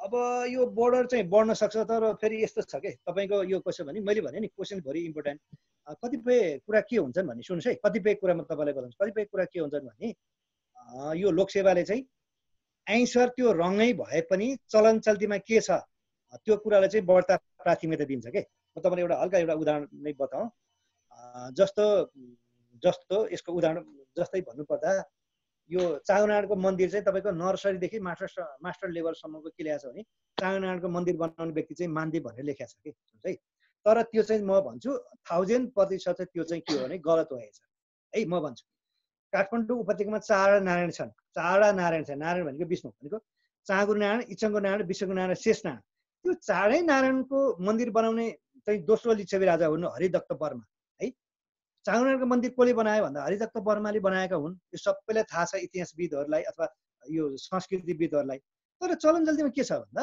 आइसर छ मानदेव तपाईले धर्म त के अरे हरिदत्त वर्माले लेख्नु भयो भने यो गलत हुन्छ के त्यसो हुनाले यो बोर्डर चाहिँ तपाईले भनेको नि सही हुन्छ यो थप्यो के अहिलेसम्म डिक्लेयर भइसकेको छैन हैन तर चाहिँ यो पहिलेको नि त्यही हुन्छ कि लोकसेवाले जे मानेको छ त्यही नै हुन्छ कतिपय आइसर रङै भयो भने जस्तो म तपाईलाई भन्छु साँच्चै भन्यो भने यो थुप्रै उदाहरण यस्तो म तपाईलाई 60औं दर्जनौं उदाहरण दिन सक्छु जस्तो पोतपर्व भएको 1903 असोज 2 गते भने हामीले पढ्छौँ नि तर रियल चाहिँ 1903 भदौ 31 गते अब यो भनेर यस कुनै अर्थ छैन रियल यो कतिपय कुराहरू थुप्रै छन् जस्तो तपाईँ सती प्रथाको अन्त्य चाहिँ 1977 असार 15 गते गरेको तर तपाईको झोला भन्ने जुन चलचित्रमा चाहिँ 1977 असार 25 गते देखाइयो सती प्रथाको अन्त्य त्यही मान्यो कतिपय कुराहरू यो समाजले जे स्वीकारेको छ त्यही कुरा नै सही हुन्छ के त्यसो हुनाले पहिला के छ अथवा त्यो नयाँ चलन चल्तीमा आएको छैन भने पहिलाको एटिट्युड त्यही नै हुन्छ यो जानकारी हो है तपाईको चलेकै गर्ने चाहिँ त्यो क्वेशन के सर हजुर त्यो दार्चुलाको क्षेत्रफल नि बढ्यो होला नि सर बढ्यो भन्दा पनि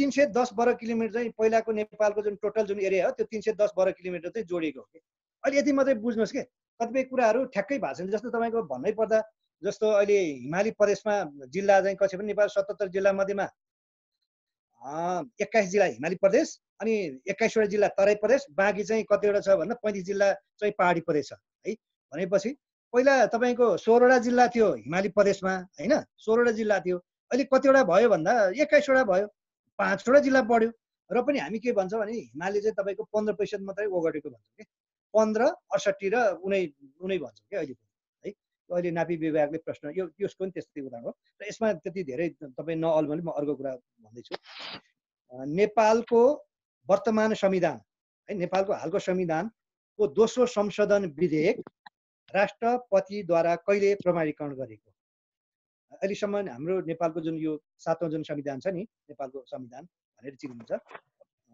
यो चाहिँ दोस्रो पटक कहिले कति होला असार 4 मा छ ल भने राष्ट्रपतिद्वारा कहिले चाहिँ प्रमाणीकरण गरेको ओ यहाँ दुईटा कुरा है सुन्नुस् कसैले भन्यो असार 31 कसैले भन्यो असार 4 भनेको के अरे कसैले भन्यो जेठ 31 कसैले भन्यो असार 4 भनेको असार 31 गते चाहिँ संशोधन गरेको है राष्ट्रपतिद्वारा कहिले प्रमाणीकरण गरेको भन्दा असार 4 भनेको जुन नेपालको संविधान अथवा दोस्रो पटक संशोधन विधेयक राष्ट्रपतिद्वारा कहिले प्रमाणीकरण गरेको भन्दा चाहिँ 2077 असार 4 गते र जेठ 31 गते चाहिँ तपाईको यो चाहिँ संशोधन गरेको है भनेपछि हाल नेपालको संविधान यो 7औं संविधान कति पटक संशोधन गरेर रहेछ भन्दा 2 पटक संशोधन गरेछ पछिल्लो पटक कहिले गरे भन्दा चाहिँ जेठ 31 हो तर राष्ट्रपतिद्वारा चाहिँ राष्ट्रपतिबाट प्रमाणित गरेर यो तपाईको नेपालको गजेटमा निस्केपछि चाहिँ यो बल्ल राजपत्रमा निस्केपछि बल्ल उनी मानिन्छ कि र 2077 असार 4 गते प्रमाणीकरण गरेको र त्यही दिनमै यो राजपत्रमा निस्केको हुनाले आइसक्यो चाहिँ त्यही हो तपाईहरु कन्फ्युज नहुनुस् है यदि कहिले प्रमाणित के राष्ट्रपतिद्वारा गरियो भन्दा चाहिँ असार 4 गते कहिले संशोधन गरे भनेको जेठ 31 गते हो मैले भने नि फेरि पनि भन्दैछु क्वेशन इज भेरी इम्पोर्टेन्ट पहिले क्वेशन बुझ्नुस् अनि मात्रै आन्सर चाहिँ दिनु कोसिस गर्नु ल अर्को क्वेशन मैले सोधेँ है तपाईहरुलाई यो सँग रिलेटेड क्वेशन हो है क्यारियरसँग अमेरिकी सेनामा मेजर पदमा पुग्ने पहिलो नेपाली मूलको महिला को? थुप्रै हैन, यो अमेरिकी सेनामा नेपालीहरू पनि जागिरी खाएछन् हैन, नेपाली मूलका व्यक्तिहरू जागिरी खाएका थुप्रै उदाहरणहरू छन्। मैले भने तपाईले सोध्न सक्ने क्याडेटमा अमेरिकी सैनिकमा हैन, अथवा अमेरिकी सेनामा मेजर पदमा पुग्ने पहिलो नेपाली महिला को? यो क्याडेटलाई सोध्न सक्ने क्वेसन। यो न्युज सुन्नु भएको छ कहीँ कतै? छैन सर। उसो भए उत्तर लेख्नु नि त, समृद्धि रिमाल भनेर लेख्नुहोस्। समृद्धि रिमाल। सर यो संविधान संशोधन गरेको निशान छापमा हैन? निशान छापमै हो त्यो सबै। यसो निशान छापमा के भने नेपालको जुन त्यो चुच्चो नक्सा छ नि, त्यो त अब निशान छापमा पनि राख्नु पर्यो हो। मेन कारण चाहिँ निशान छापमा चाहिँ राख्नु पर्यो हैन, हो। त्यो निशान छापमा राख्नको लागि नै वास्तवमा चाहिँ संशोधन गरेको। ल अब अर्को सुन्नुहोस् है, तपाईँलाई एकदम इम्पोर्टेन्ट क्वेसन मध्येमा अर्को हुन्छ। यो मैले अस्ति नै जिकेमा नि सोधिसकेको। ल यो कानुन सम्बन्धी एउटा क्वेसन तपाईँलाई सोध्न सक्ने है, एकदम इम्पोर्टेन्ट। नेपालको कुन संविधानलाई royal gift to the people भनेर चिनिन्छ? नेपालको अहिलेसम्म 7 वटा संविधान जारी गरेको छ, त्यो मध्ये 2019 को सर।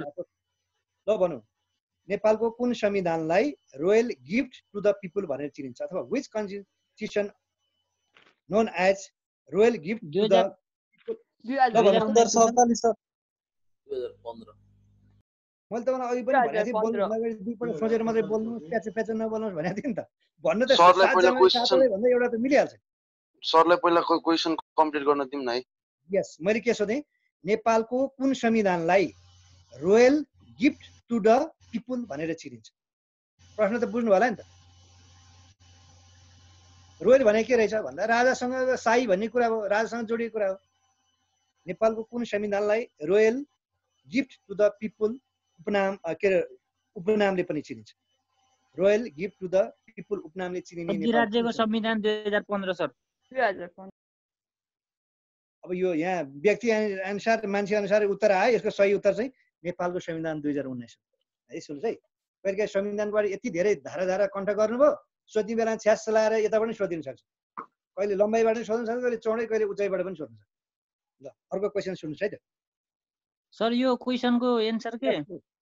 हजुर, त्यो लोकसेवाको त्यो अनलाइन पेजमा चाहिँ अधिराज्यको संविधान 2015 भनेर देखाएको थियो कि सर? होइन, यो किनभने 15 त यो रोयल भनेर 15 त नेपाली जनताले 15 त यो राजाले बनाएको संविधान होइन नि त। सुन्नुहोस्, एउटा जानकारी होस्, 2017 साल पुस 1 गते के गर्यो, तत्कालीन प्रधानमन्त्री बीपी कोइरालालाई कु गरेर महेन्द्रले शक्ति आफ्नो हातमा ल्यायो कि, त्यसपछि अनि संविधान चाहिँ लागू गर्यो नि महेन्द्रले भने। त्यसो हुनाले त्यसलाई रोयल त्यो हो कि 15 चाहिँ होइन। अब यदि त्यो हो भने त्यो सही उत्तर चाहिँ यो, त्यो गलत हो, यही नै मान्नुहोस्। रोयल भनेपछि त त्योभन्दा अगाडि त राजाले संविधान बनाएकै थिएन। हल्का सेन्स लाउनु, कमन सेन्स लाउनु। सुन्नुहोस्, 2015 सालमा नेपालको वैधानिक संविधान 2004, त्यसपछि 2007 मा संविधान बन्यो, 2015 मा बन्यो भनेपछि यो चौथो संविधान रहेछ। त्योभन्दा अगाडि त राजाले त बनाएको थिएन हैन, राजा शासनले वर्ष त्योभन्दा अगाडि। ल खैर जेसुकै होस्, अर्को क्वेसन सुन्नुहोस्। यो सोध्न सक्ने क्वेसन मध्ये यो पनि एउटा है।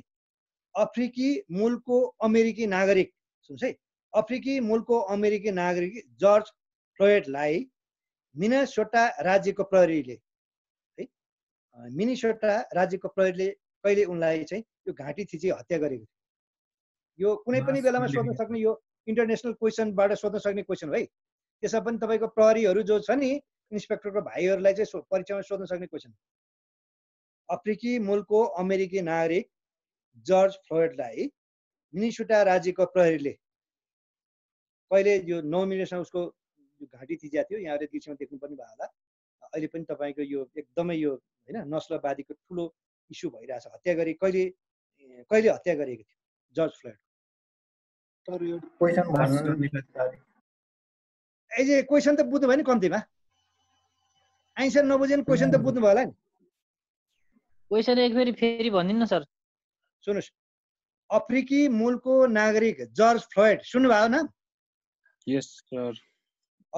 अफ्रिकी मूलका अमेरिकी नागरिक जर्ज फ्लोयडलाई अमेरिकाको मिनिसोटा राज्यको प्रहरीले घाँटी थिची कहिले हत्या गरेको थियो भने के 9 मिनेटसम्म कुनै गरेको थियो के त्यो डोरिक ज्याकोब भन्ने यो प्रहरी अधिकृतले चाहिँ घाँटी थिचेको यो जानकारी हो डोरिक चौबिन्नी भन्ने प्रहरी अधिकृतले चाहिँ 9 मिनेटसम्म घाँटी थिचेर चाहिँ हत्या गरे ठुलो इस्यु भएर अमेरिकाभरि है असोज भनेको काला जातिलाई असोज भन्छ यो जानकारी होस् हप्सी मूलको लागि निग्रो जाति ल भन्नुहोस् कहिले हत्या गरेको थियो यो तपाईँहरूलाई it is very important question है फरि तपाईँहरूलाई एकदम महत्त्वपूर्ण क्वेसन हो यो त्यसो भने प्रहरीको भाइ जो चाहिँ जागिर खाँदै हुनुहुन्छ प्रहरी अधिकृतमा यो चाहिँ सोध्न सकिने सोध्दै नभने सोध्न सक्ने सम्भावित क्वेसन मध्ये यो नि एउटा ल भनेपछि तपाईँहरूले न्युज चाहिँ धेरै नहेर्नु हुनुहुन्न रहेछ हेरे पनि त्यसलाई अलिकति सिरियस भएर नहेर्दो रहेछ भन्ने कुरो बुझियो यसको सही उत्तर चाहिँ हो मे 25 2020 मे 25 र एउटा जानकारी होस् यो जति चाहिँ त्यो घाँटी थिचेर हत्या गरेको थियो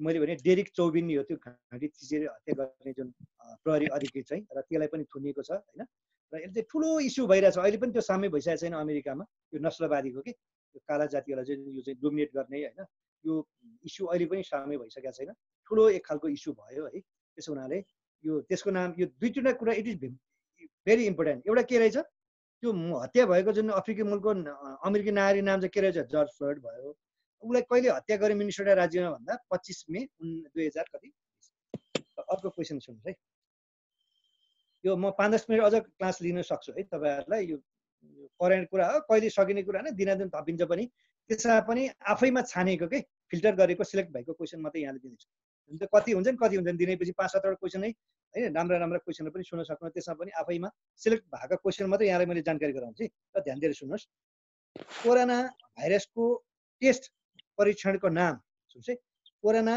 भाइरसको टेस्ट परीक्षणको नाम आरटीपीसीआर हो भने अब भन्नुहोस् आरटीपीसीआर को फुल फर्म के हो मैले भने नि कोरोना भाइरसको टेस्ट गरिन्छ नि त्यसलाई के भनिन्छ ल भन्नुहोस् यसको फुल फर्म आरटीपीसीआर को फुल फर्म के हो ल भन्नुहोस् पोलिमरेज चेन रिएक्सन सर ल भन्नुहोस् न आरटी को फुल फर्म के रहेछ कोरोना भाइरसको जुन चाहिँ टेस्ट परीक्षण गर्ने विधि अथवा विधिको नाम के भन्दा आरटीपीसीआर हो सबैलाई थाहा छ यसको फुल फर्म चाहिँ के होला ल भन्नुहोस् आरटीपीसीआर को फुल फर्म सुन्नुहोस् पोलिमरेज आर को अर्थ हो रिभर्स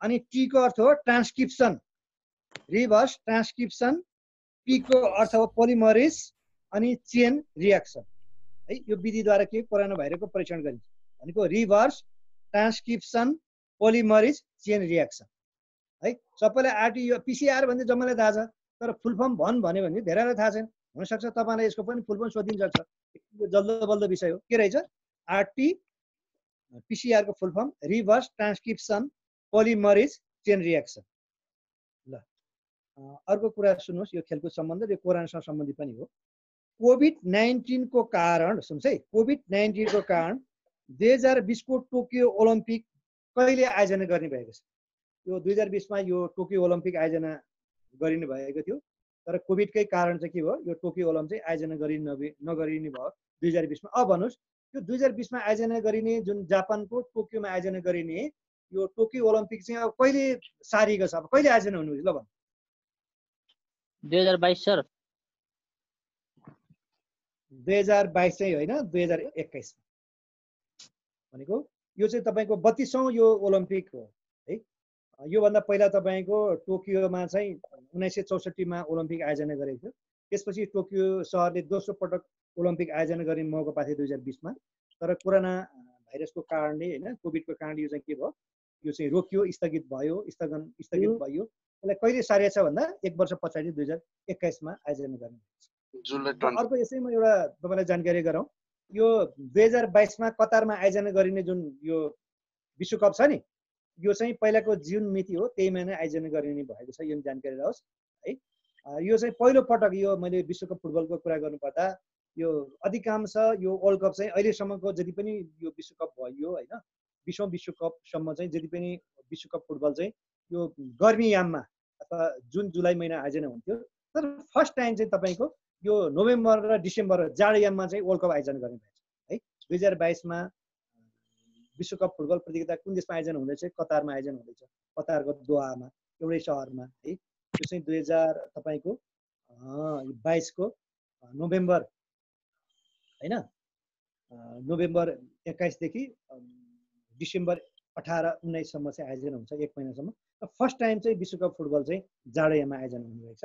किन भन्दा चाहिँ कतार चाहिँ एकदम गर्मी हुने मुलुक र एउटा चाहिँ कुनै पनि खेल चाहिँ विश्व यो ओलम्पिक सङ्घ आदि इत्यादिको यो नियम अनुसार चाहिँ 40 डिग्री सेन्टिग्रेड भन्दा चाहिँ तल के भन्दा माथि चाहिँ टेम्परेचरमा खेल्नु हुँदैन। त्यसकारण चाहिँ कतार त एकदम गर्मी हुने मुलुक हो। त्यसपछि वर्ल्ड कप त एकदम जुन जुलाईमा गर्मीमा खेलिन्छ। त्यसो भने फर्स्ट टाइम चाहिँ विश्वकप फुटबल चाहिँ जाडोयामा आयोजना हुँदैछ, यो नि जानकारी है। सर अनि लेडिज वर्ल्ड कप चाहिँ कहिले, वुमेन्स वर्ल्ड कप चाहिँ कहिले हुन आँट्यो मतलब यो अस्ति भर्खर वुमेन्स वर्ल्ड कप चाहिँ 2019 मा भयो। 19 मा 4 जोड्यो भने कति हुन्छ, 23 मा हुँदैछ है। यो वुमेन्स वर्ल्ड कप चाहिँ 2023 मा हुँदैछ न्युजिल्यान्ड र अस्ट्रेलियामा, यो नि जानकारी होस् है। वुमेन्स वर्ल्ड कप चाहिँ 4 वर्षमा हुने हो। 2019 मा भयो, फ्रान्समा भयो। कसले जित्यो भन्दा चाहिँ अहिले यसको पनि क्वेसन छ। यो चाहिँ अमेरिकाले जित्यो है। अहिलेसम्म 7 वटा विश्वकप भएको छ, के 8 वटा विश्वकप भएको छ। सबैभन्दा धेरै वर्ल्ड कप जित्ने देशै अब महिलामा चाहिँ अमेरिका हो। तपाईँले कुरा उठाइ नै हाल्नुभयो। मैले भने 2023 मा विश्वकप महिला फुटबल प्रतियोगिता कुन देशमा आयोजना हुन्छन्, अस्ट्रेलिया र न्युजिल्यान्डले जोइन्ट भेन्चर रूपमा संयुक्त रूपमा आयोजना हुन्छ। अब म तपाईँलाई यो 4-5 वटा क्वेसन भनेर यो मैजारो गर्दैछु है। ल अर्को इम्पोर्टेन्ट क्वेसन सुन्नुहोस्। अमेरिकाको प्रख्यात गायन रियालिटी सो सुन्नुहोस् है। अमेरिकाको प्रख्यात गायन रियालिटी सो सन् 2020 को 18औं संस्करणमा दोस्रो स्थान प्राप्त गर्ने नेपाली मूलका गायक हो। अमेरिकाले रियालिटी सो भनेको यो हलिउडमा आयोजना गर्ने एकदम फेमस रियालिटी सो हो। को हो भन्नु त? के पोखरेल? दिवस पोखरेल चाहिँ के भयो भन्दा अमेरिकन रियालिटी सो गायन प्रतियोगिता 18औं संस्करण के भयो, सेकेन्ड भयो। र यो नेपाली मूलको फर्स्ट टाइम हलिउडमै गएर अमेरिकामा रियालिटी सोमा फर्स्ट टाइम चाहिँ नेपालको पनि के भयो, एक खालको प्रतिनिधित्व भयो है। र यसमा चाहिँ यो उपाधि चाहिँ यो कसले प्राप्त गरेका थिए भन्नुहोला भने यो लाइबेरियन मूलको जस्ट अमेरिकी जस्ट यो सामले प्राप्त गरेकी थिइन् यसको टाइटल भने। तर नेपाली मूलको दिवस पोखरेललाई, जसलाई हामी आर्थर गन उपनामले चिनिन्छ है। तपाईँले क्वेसन यो नि सोध्न सक्छ। अमेरिकी रियालिटी सो 2020 को जुन 18औं संस्करणको जुन नेपाली मूलको दिवस पोखरेलले जित्न त जिते, तर यिनको उपनाम के नामले चिनिन्छ भने आर्थर गन, यो नि जानकारी है। ल अब म 3-4 क्वेसन भनेर म उनी गर्छु है।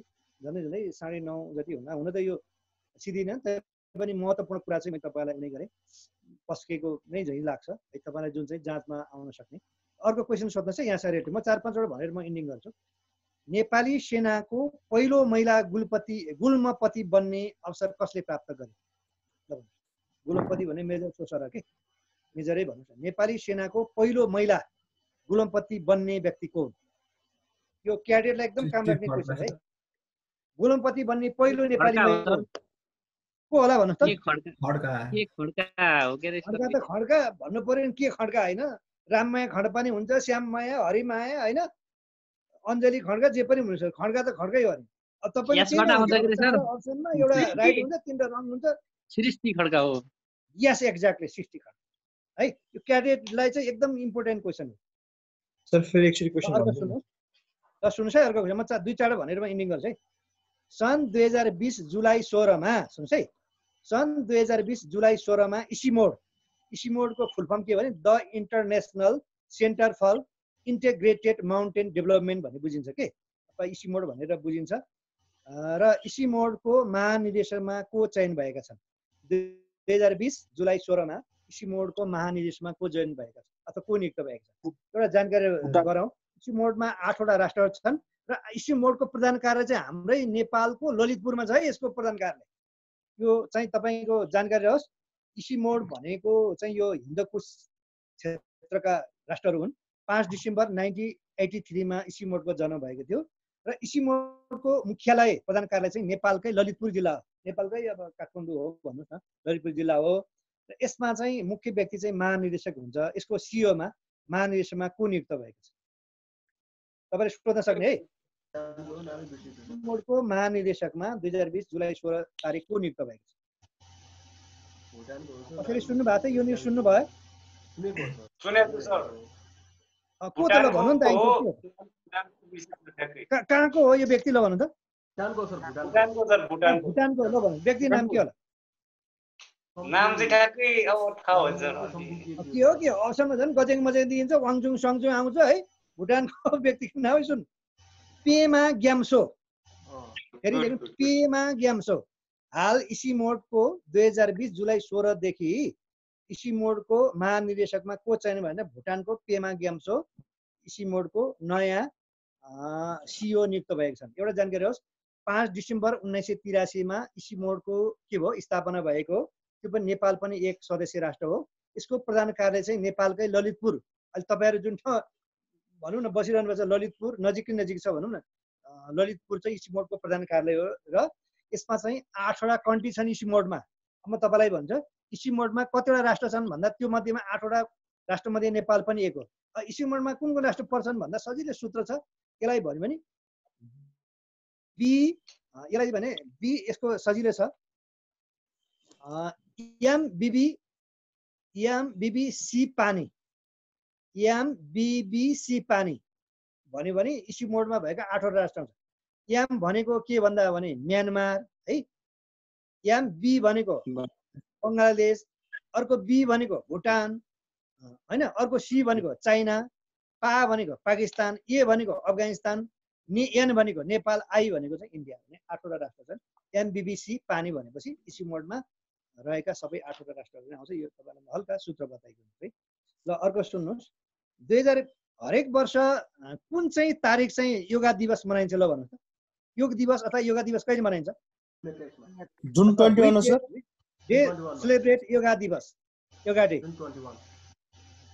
जुन 21 सर हजुर जुन 21 यस एक्ज्याक्टली जुन 21 अब भन्नुस् 2020 जुन 21 मा मनाएको योगा दिवसको नारा के थियो slogan what is a slogan 2020 June 21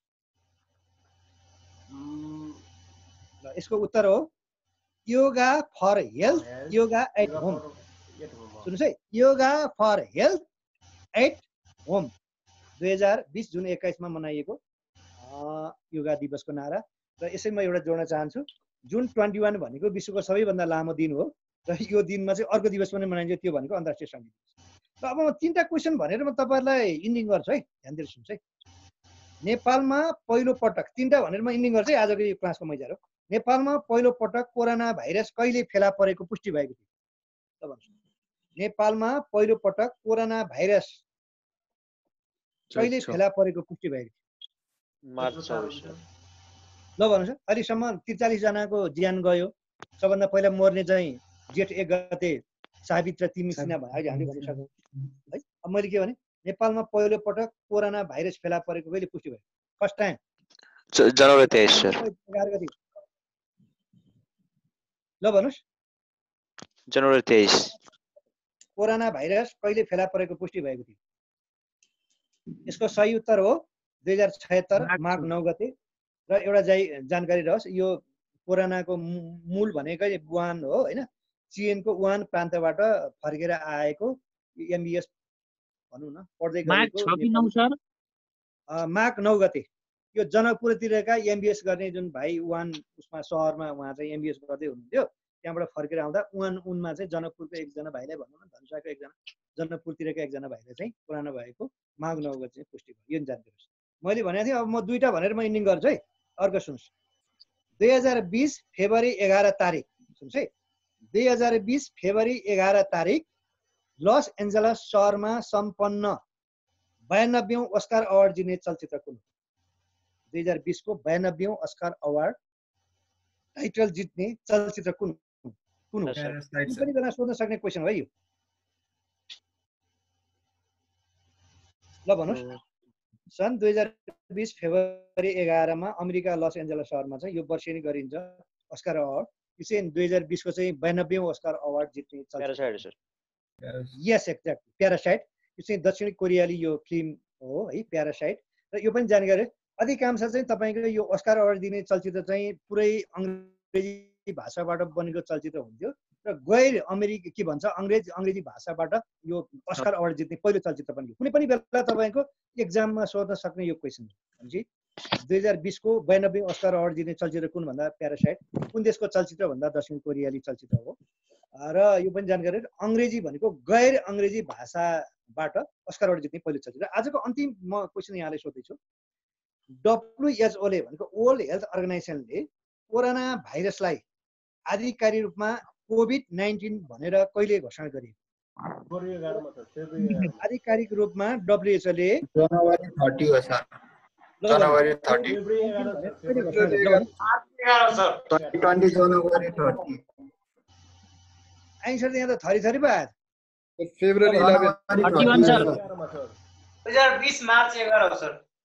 ओ अब म तपाईलाई यहाँ दुईजनाको दुईटा क्वेसन आयो। अब म तपाईलाई बताउँछु है तपाईहरु किन कन्फ्युज भयो भन्ने मैले बुझेँ। सुन्नुस् भनेको WHO ले पहिला नोभल कोरोना भाइरस भनिन्थ्यो। WHO ले कोभिड-19 भनेर कहिले घोषणा गर्यो भन्दा 2020 फेब्रुअरी 11 तारिक। को भनेको कोरोना, भी भनेको भाइरस, डी भनेको डिजिज, 19 भनेको 2019 मा 2019 डिसेम्बर 31 तारिक चाहिँ फेला परेको भनेको हो के। भने कोरोना भाइरसको आधिकारिक नाम के रहेछ? कोभिड-19। को भनेको के रहेछ? कोरोना। भी भनेको भाइरस, डी भनेको डिजिट, 19 भनेको 2019 डिसेम्बर 31 तारिक पत्ता लागेको भने। अब यहाँ कोही भाइहरूले के भन्यो भन्दा चाहिँ मार्च 11 पनि भन्यो। यो मार्च 11 भनेको के हो भन्दा चाहिँ WHO ले कोरोना भाइरसलाई चाहिँ महामारी, विश्व महामारी भनेर घोषणा गरेको के। कोभिड-19 नामकरण निवारण गरेको दिन चाहिँ होइन कि यो महामारी भयो है अब थेगी नसक्नु भयो भनेर चाहिँ घोषणा गरेको चाहिँ तारिक हो। यो चाहिँ कन्फ्युज नहुनुहोस् है। ल यति भन्दै आजको एउटा क्वेशन थियो सर। हजुर बुझ्नु भएन भाइ बहिनीहरूले? लास्टको क्वेशन बुझ्नु सर। लास्टको क्वेशन बुझेन। लास्टको मैले भने नि यो WHO ले यो कोरोना भाइरसलाई आधिकारिक नाम कोभिड-19 भनेर कहिले नामकरण गर्यो भने त क्वेसन त बुझ्नु भयो नि हैन? यसको आन्सर के भने मैले 2020 फेब्रुअरी कति 11 तारिक भने कोभिड-19 भनेर नामकरण गरेको WHO ले कहिले रहेछ? 2020 फेब्रुअरी 11 तारिक। को भनेको कोरोना, भी भनेको भाइरस, डी भनेको डिजिज, 19 भनेको चाहिँ 2019 डिसेम्बर 31 तारिक फर्स्ट टाइम चाहिँ कोरोना भाइरस चाहिँ चीनको वुहान सहरमा चाहिँ देखिएको भनेको हो।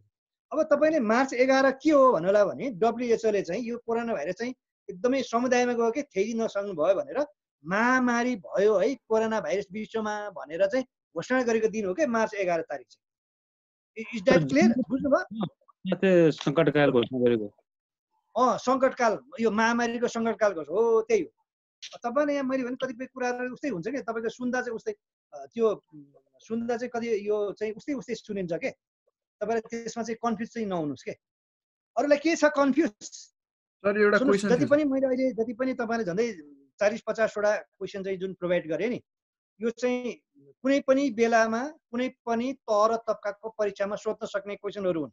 यसलाई चाहिँ तपाईको कन्ठस्थै पार्नुहोस् है। अब मेमोराइज गर्नुहोस् के।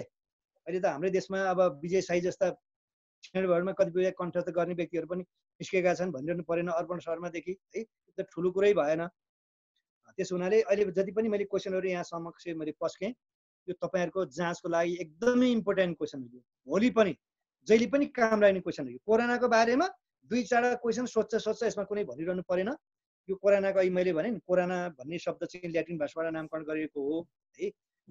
र यो कोरोना भनेको चाहिँ क्राउन जस्तो भएको यसको जुन स्ट्रक्चर आकृति नै क्राउन जस्तो मुकुट जस्तो भएको हुनाले यसलाई चाहिँ कोरोना भनेको मैले भने हैन। कहाँबाट सुरु भयो बन्दाबन्दीको कुरा पनि हामीले धेरै कुराहरू गर्यौं। यो कोरोनाको बारेमा 2-4 क्वेशन जहिले पनि सोध्न सक्छ है। अब आगामी दिनहरुमा यो जति पनि मैले तपाईहरुलाई यो आज चाहिँ पस्केका क्वेशन एन्सरहरु एकदमै इम्पोर्टेन्ट छन् भन्ने मलाई लागेको छ। र लागेको छ भनेर पनि तपाई जाँचमा तपाईको आइसकेपछि मात्र यसको महत्व थाहा हुन्छ हैन। पानीको मूल्य त्यतिखेर हुन्छ जतिखेर पानीमा कुवामा पानी सकेपछि पनि त्यसको महत्व हुन्छ। तैपनि म जाँच्न लाग्छ यी क्वेशन जति पनि यहाँहरुको समस्या प्रस्तुत गरियो निकै महत्वपूर्ण छन् भन्ने मलाई लागेको छ। यहाँलाई पनि लागेको होला। यसलाई आफ्नो नोट गर्ने रामसँग टिप्नु होला। र भर्खरै आउँदै गरेको जुन इन्टरभ्यु दिँदै हुनुहुन्छ भने उहाँहरुलाई पनि यो एकदमै इम्पोर्टेन्ट क्वेशनहरु हामीले पस्क्यौं। जस्तो लाग्छ कोरोनाको बारेमा तपाईको भन्नु चर्चा गर्नुहोस् भन्यो भने यी तथ्यहरु तपाईलाई अगाडि सार्न सक्नुहुन्छ। भन्दै आजको यो मेरो करेन्ट अफेयर्स अथवा समसामयिक प्रश्न उत्तर जे जति यहाँलाई पस्के रुचिकर पठनीय ज्ञानवर्धकै होला भए भन्दै म आज तपाईहरुबाट सर बुझाउँछु सर एउटा क्वेशन थियो सर ल प्लिज प्लिज भन्नु न त ल सर युएन पिस किपिङ अहिले 43 नै छ कि 44 पुग्यो सर 43 43 नै छ र तपाईलाई यो युएन को बारेमा तपाईलाई एउटा कुरा भन्नु अझ यो नयाँ यो लेटेस्ट चाहिँ यो हामी चाहिँ युएन मा असाध्यै राम्रो कुनै गर्ने मध्येमा 5औं स्थानमा थियौं अहिले भर्खरै मात्रै 2-4 दिन चाहिँ 4थै स्थानमा चाहिँ हामी चाहिँ उक्लेका छौं है अहिले चाहिँ तपाईको यो उसमा चाहिँ यो शान्ति सेना पठाउने चाहिँ 122 वटा मुलुकहरु मध्येमा चाहिँ हाम्रो चाहिँ यो 4थो स्थान छ यो पनि भर्खरै नयाँ कुराहरु आइरहेछ अब कतिपय कुराहरु भन्न पाइएन तथापि अरु कसैलाई के त्यस्तो के लाग्छ बहिनीहरुलाई भाइ बहिनीहरुलाई कन्फ्युज लागेको कुरा के छैन आजको क्वेशनको बारेमा के छैन जस्तो लाग्छ क्लियरै गरे जस्तो लाग्यो यहाँहरुलाई मैले ल इनिसियली भाइहरुको केही छ कृष्ण भाइ जनक भाइ ल भन्नुस् कसलाई के छ केही क्वेरीजहरु छ भने राखौं है युवराज भाइहरुको भन्नुस् केही दिन पछि हामी अरु पनि यो सकिदैन के यो तपाईको यो जीके भनेकै अनलिमिटेड हो अथाह छ के यो एकदम भेग छ हैन तैपनि हामी आफैमा छानिएको आफैमा सिलेक्टेड यो क्वेशनहरु यहाँहरुलाई मैले पस्केको हुँ मलाई जहाँसम्म लाग्छ तपाईहरुको जिन्दगीमा अथवा परीक्षामा अहिले ठुलो सवाब पुग्ने छ भन्ने मलाई लागेको छ भने भन्नुस् अथवा कुनै दिन हामी फेरि अब 1 घण्टा जति कुनै दिन फेरि पनि गर्न सकिन्छ यो ठुलो कुरो भएन र तर सत्य कुरो चाहिँ के हो भने तपाईले डे बाइ डे कमसेकम पनि 2-3 पटक न्यूज सुन्नुहोस् पत्र पत्रिका पढ्नुहोस् र पढेर सुनेको कुरा नोट गर्ने बानु भयो भने करेन्ट तपाईको दिनानुदिन चाहिँ बढ्दै जान्छ अझ तपाईहरु स्ट्रङ हुँदै जान्छ भन्नुस् अझै पनि के छ भने भन्नुस् हैन भने म बिदा लिन्छु अब हामी अब रातको अँधेरीतिर जाँदै छौं हैन खाना खाने पनि बेला भयो हैन कोही हुनुहुन्छ सर यो चाइना र इन्डियामा त्यो अस्ति कन्फ्लिक्ट भएर चाहिँ 20 जना मरेको चाहिँ अलिकति सबैजनालाई भनिदिन पाए हुन्थ्यो कि सर त्यो अब यो मैले यो क्वेशन चाहिँ उनी गरेको थिए हेर्न त्यसको बारेमा यसो गरौँ न त अब त्यो चाहिँ हैन यो फेरि तपाईको 20-25-30 वटा क्वेशन चाहिँ कुनै दिन चाहिँ एकजुन केही दिन पछि चाहिँ गरौँ न त्यो तपाईले भनेको कुरा पनि म समेट्ने छु हजुर हुन्छ sir thank you so much है तपाईले भने मैले कुरा मजाले बुझे त्यो डेट चाहियो हो मैले अहिले ठ्याक्कै भन्न सकिन तर मसँग छ त्यो पनि भन्नेवाला थिए अब यो सबै कुरा चाहिँ अब पस्किन सम्भव हुन्छ डेट र त्यसको बेसिक ब्याकग्राउन्ड हो हैन सर यसलाई अझ आज डिटेलमा भएन हैन अब यो हाम्रो खास गरौँला अर्को दिन छँदैछ विज्ञान छँदैछ म छँदैछु तपाई छँदैछ के गर्नु पढ्ने पढाउनु अनि प्लेटफर्म भएपछि सकिएको यो पनि ठुलो कुरो भयो सरले कुरा के भने जति जाने चाहिँ बुझेर पढ्नुस् हैन सधैँको लागि एकदमै आफ्नो उसमा राख्नुस् हैन मस्तिष्कमा राख्नुस् जुन